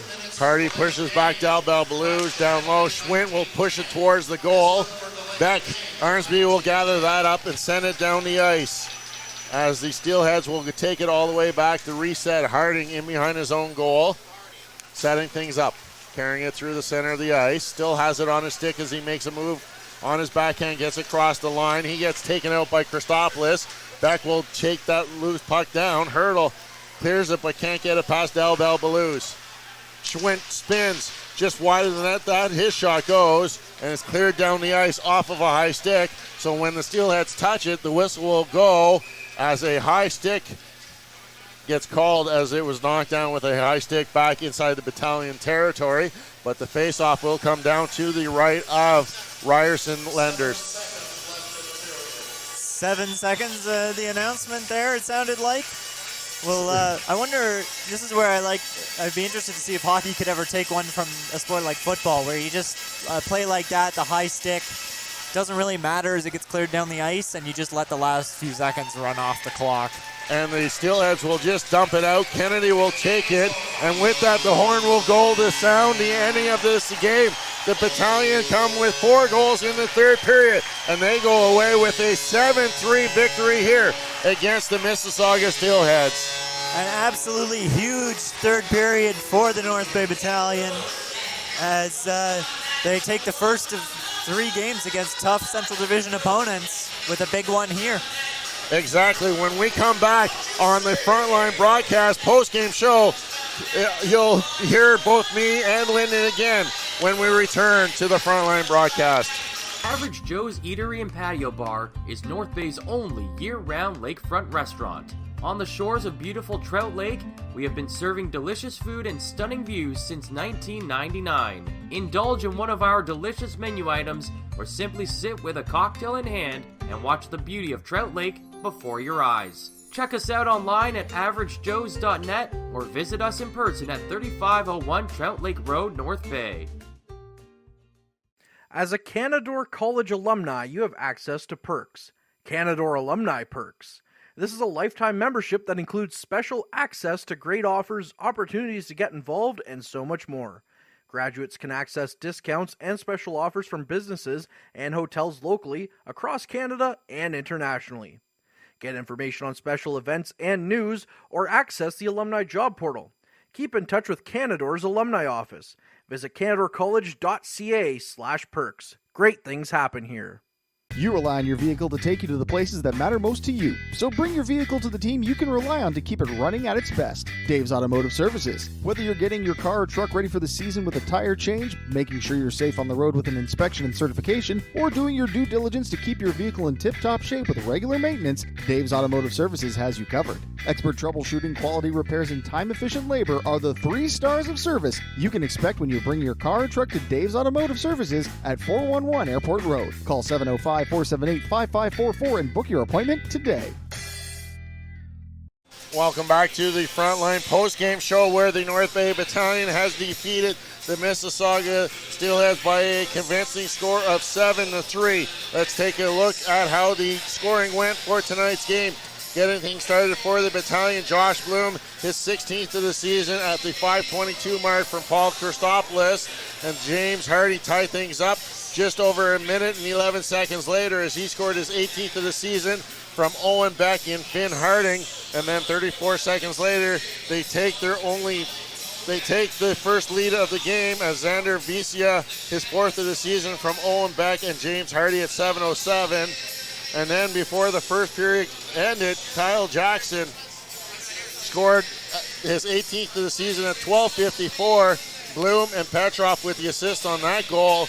And then just 20 seconds left in the period, Ty Nelson took the lead back for the North Bay Battalion, his 9th of the season for Paul Christopoulos and Kyle Jackson. First period ended as the Battalion led 3-2. Only one goal in the second period as Luca Del Belbaluz scored at 7:31, his 17th of the season from Vesia and Beck. And the two teams went into the dressing room even at 3 apiece. And then the Battalion came out and scored 4 unanswered goals in the third period. The first one, Nikita Tarasevich, scored his 8th of the season at 8:18. Arnsby and Lucan picked up assists on the game winner there by Tarasevich. And then Romani scored his 10th of the season at 12:57 from Petrov and Nelson. Josh Bloom with his 2nd of the night, 17th of the season at 13:51 from Jackson and Ertl. And the final goal was Liam Arnsby, the empty netter, shorthanded at 14:29. And that was all of the scoring as it ended 7-3. Taking a look at the shots, the Mississauga Steelheads, 4 shots in that third period for a total of 21. Meanwhile, the Battalion 13 for a total of 42. Power plays tonight, the Steelheads 0 for 3. Meanwhile, the Battalion were 1 for 6. And the Steelheads winning 10 more faceoffs than the Battalion, 32-22. Taking a look at the 3 stars of service as brought to you by Dave's Automotives. Tonight's 3 stars is brought to you by Dave's Automotive Services, 411 Airport Road in North Bay. Expert troubleshooting, quality repairs, and time-efficient labor are the 3 stars of service you can expect from Dave's. Third star tonight from the Mississauga Steelheads with 3 assists, Owen Beck. Second star, Paul Christopoulos from the Battalion. He had 2 assists, was a +4 on the evening. And the first star tonight with 2 goals, 1 assist, Josh Bloom. Well, Lyndon, quite the night here as not only do the Battalion unveil a new 3rd jersey, but also come away with a convincing 7-3 victory. Yeah, performance I can only describe as dominant from the Battalion. They had the majority of the play. Their power play has looked better than it has in the last few games. Apart from a bit of a sloppy first period that came away with them leading this game 3-2, they walk away with a 7-3 win. Yeah, and then a couple minutes of sloppy play again in the second period. But like you said, they were able to bounce back with 4 in the third period to pick up that 7-3 victory. Josh Bloom really starting to gel with those line mates as he picks up another 2 goals tonight. That's one player that really looks good coming over from the Saginaw Spirit. I think that's my favorite line on this Battalion team. That Bloom, Jackson, and Ertl, they seem to really have it together. For Bloom, the late addition to this team, I mentioned Ertl during the game that he has that hard-working effort to him, that battling for those pucks, and Jackson leading the team in goals. So yeah, that seems to be working well. Jackson on the night also with 3 points, 1 goal, 2 assists. Ertl only adding an assist, but he was a +3. That line really being dominant out there tonight. Yeah, it's been a good couple of games. The Battalion seem to be playing pretty hot. We knew coming into this year, based on their long run last year, that they'd have a very good team. And I think tonight is one of those nights where it really showed just how good this Battalion team is. Yeah, not only did the new jerseys look great on the ice, but also the team looked great in them and came away with that victory. Next game for the North Bay Battalion will be Saturday night. That's the front end of a home and home, as that is a 7:30 start from the Saddle-On Arena in Barrie as they go down south to take on the Colts. And then the return favor will be back here Sunday afternoon, a 2 o'clock start here from Memorial Gardens. The Colts will be back in town, so it's quite interesting to see how that is the number 1 and 2 team in the Central Division. Things usually tend to heat up a little bit in those back-to-back games, especially less than 24 hours separating them. Yeah, exactly. The quick back-to-back in Barrie, one of North Bay's shorter road trips, only a couple hours down the road, and they'll get quite the opportunity against this Barrie team that's just recently overtaken the Mississauga Steelheads for that second place in the Central Division. Well, a lot of firsts here tonight at Memorial Gardens, not just the jerseys. We ran the game without a score clock, shot clock, a lot of firsts. It was quite the exciting night here from Memorial Gardens. One last time, it was the North Bay Battalion coming away with a 7-3 victory over the Mississauga Steelheads. For our producer, Ben Long, Lyndon Okamp, Courtney Kenny, who joined us for the second intermission, I'm Derek Lindeman. So long from Memorial Gardens. Meals are a special time for families to gather, share their day, and spend quality time together. Those dinners are made extra special when you add tropical produce found in the markets and grocery stores that carry La Huerta imports. La Huerta knows the importance of family, so they know which quality products make the best quality meals for your customers, whether it be Mexican Hass avocados, Brazilian figs, Ecuadorian red dragon fruit, or something just as exotic and special. To get your supply of the best tropical produce at competitive prices with brands buyers trust, contact La Huerta Imports at 705-752-1478. Community engagement is one of our core focuses at McDonald's. The key is finding the right people who are passionate about the same things we are, helping kids be kids. McDonald's proudly supports local organizations such as the North Bay Regional Health Center Foundation, Big Brothers Big Sisters, One Kids Place, the Children's Aid Society, and Ronald McDonald House Charities.